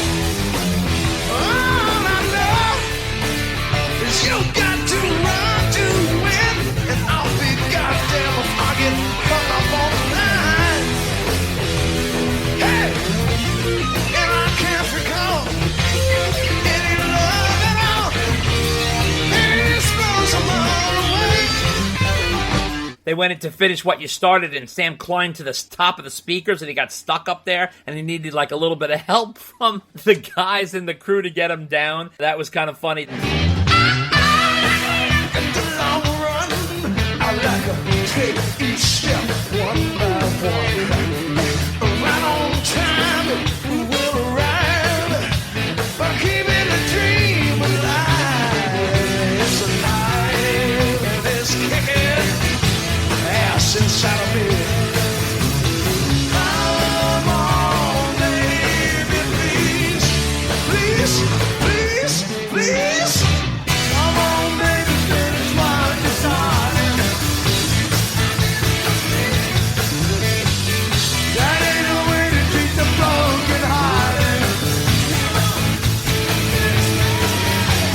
They played Panama, and he says, I don't know how long they're going to let us play today, but we'll play until they make us stop. And he says, if you don't like the show, he goes, go ask for your money back at the ticket booth, because that was kind of funny. Then they played Apolitical Blues, which is a rare jam. Sam playing an acoustic guitar, and Ed and Al and Mike were kind of just improvising in the moment. You rarely see that kinds of stuff.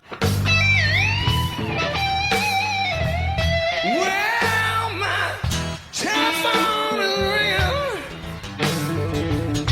They told me it was charming now.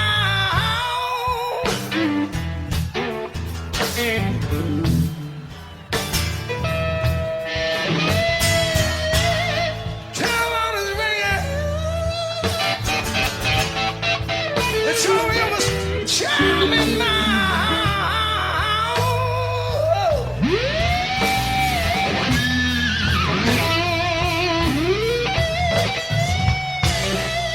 You ain't telling me anything. I don't want to talk to him now.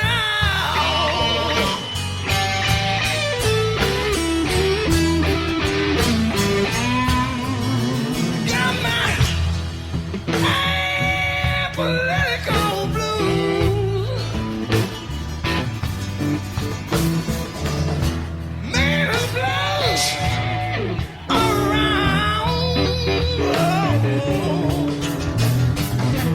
That was a nice touch. It really was a nice touch because you don't see Eddie Van Halen playing blues all that much, and this was kind of a nice thing to see, and there's an energy and spirit on there that's really, really cool, very loose and fun. After that, they started saying, oh, we're getting ready to shut us down. We're going to see if we can squeeze in a few more for you. And they played Can't Drive 55, and they played Best of Both Worlds, and they said, oh, it's 5150 time, and they started doing the 5150 walk. I don't know what I've been living on, but it's not enough to fill me up. I need more than just some words to say.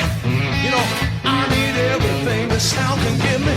Hey, hey, sometime in life. Come on, baby, close your eyes, let go. This can be everything we dream. It's not working, it makes it work. Oh, let the magic do the work for you. 'Cause honey, something reached out and touched me. Now I know all I want the best of both worlds. And honey, I know what it's worth. Give me the best of both worlds. I want heaven right here on earth. And then they were like, oh, we're only allowed one more song. And so we're about 11 songs in. The show's about an hour, about 57 minutes, a little less than an hour. And he said, I want to thank Redbeard and Louis Messina for getting this concert going. Apparently, Redbeard kept pushing Sam, like, oh, hey, you promised us a free concert, Sammy. And he kind of held him to that. And then they closed with Top of the World. Sam said, here's a song about life when it's good. You gotta sing this chorus with us. It'll make you feel so fucking good you can't stand it. Hey, baby. I know she believes in me. That's all I ever need. No, nothing's gonna stop it. Nothing will discourage me. Oh, no. Hey, baby. Hey, nice and sweet. Oh, little darling, let's take a walk down Easy Street. Hanging on top. That's right, just for a little while. We'll be hanging on top. That's giving all we got. I thought that was kind of cool. And then he said a quote at the end, which was really neat. He said that this was the most fun I've had in a long time. It was real and it was honest. And that was really cool. And it just sort of like fades out. Although they do that weird jam at the end. We talked about last time when we didn't know what song that was. Michael Anthony, Alex Van Halen, the Red Rocker, Sammy Hagar. You fucking people are alright by us.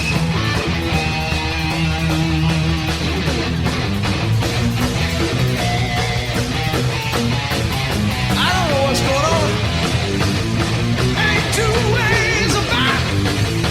Ain't no other way out. Ain't two ways about it. I'm gone.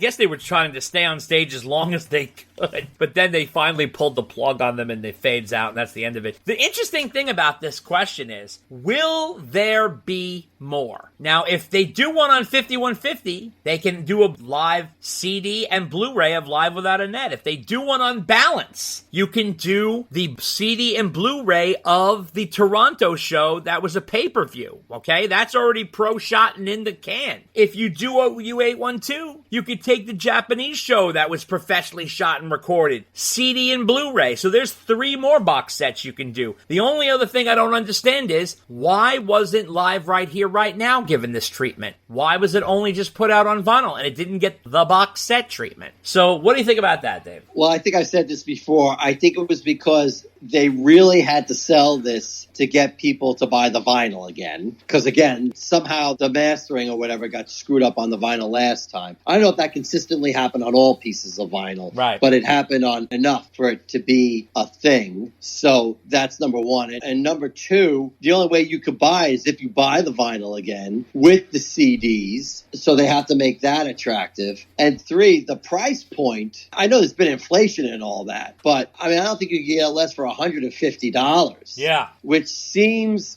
kind of high. You know, I know there's a show on there that wasn't there before. Right. But usually if you're paying a lot of money for something, they have to go in, they have to find it, they have to dig it up, they have to clean it up sonically, they've got it recorded digitally, they got to bake tapes, they got to figure out who the songwriters were, they got to get the copyright, like all this stuff. And, you know, this all costs money. So when they sell it, they've got to recoup the money somehow. And I know all this because I will buy almost anything the Monkees put out. And this is what happens with archival re-releases like that. You really go in there and you spend the time, effort, and money to clean it up. Well, that costs money. But in this case, they really didn't do any of that. Well, they may have done it for the live show, but, you know, there was no rare audio or anything like that. So it just leaves a bad taste in my mouth that it was a little bit of a cash grab. Now, like you said before, Dave, it's this or it's nothing, right? Yeah.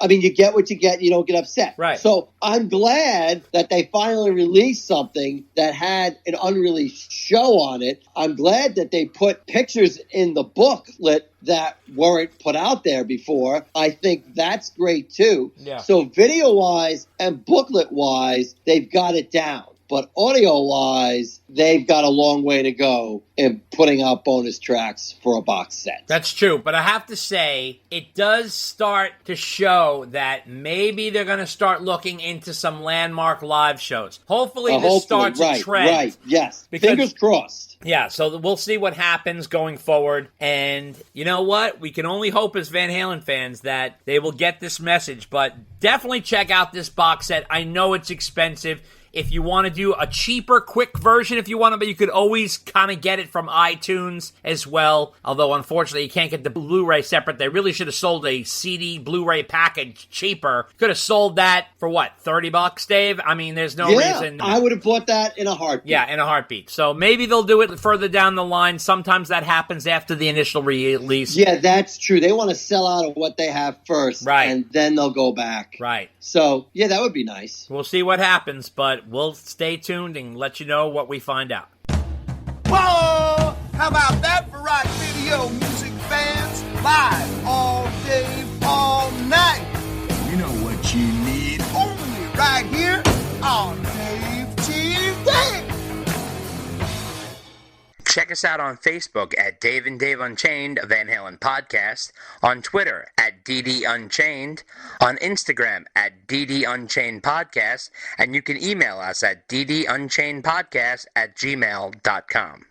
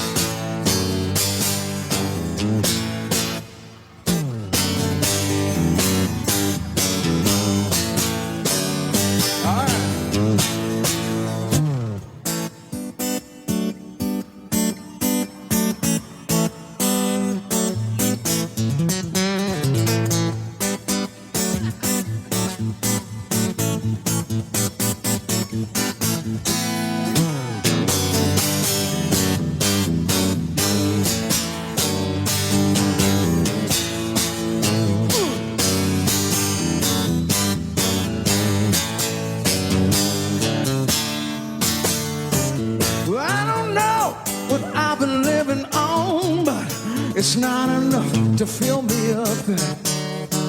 I need more than just words to say. I need everything this life can give me. Hey, hey, sometimes it's not enough. Come on, baby, close your eyes, let go, 'cause this can be everything we dreamed. It's not work that makes it work. Oh, so let the magic do the work for you. 'Cause honey, something reached out and touched me. Now I know, I want the best of both worlds. 'Cause honey, I know what it's worth. If we could have the best of both worlds, we'd have heaven right here on earth. Woo. Now there's a picture in a gallery of a fallen angel look a lot like you. We forget where we come from sometimes, and I had a dream it was really you, and something reached out and touched me. Now I know all I want the best of both worlds. Honey, I know what it's worth. If we could have the best of both worlds, we'd have heaven right here on earth. Yeah.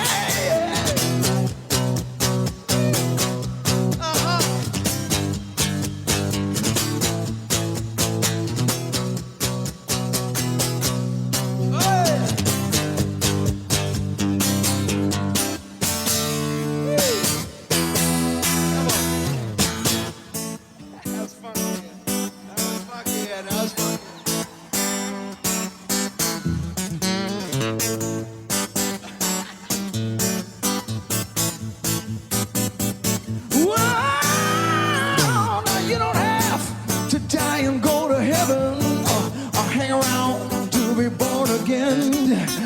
Just tune in to what this place has got to offer, 'cause we may never be here again. I want the best of both worlds, and baby, I know what it's worth.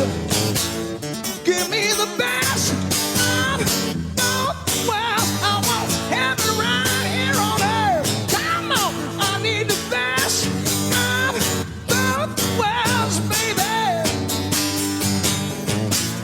I want the best of both worlds. I want heaven right here on earth. Yeah.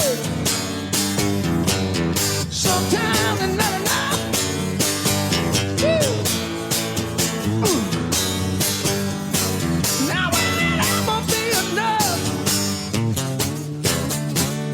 Wow.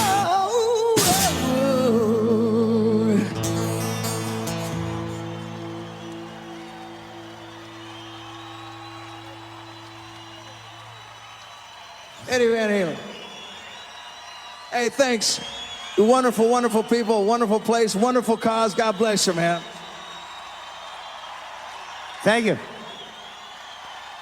Was it scary?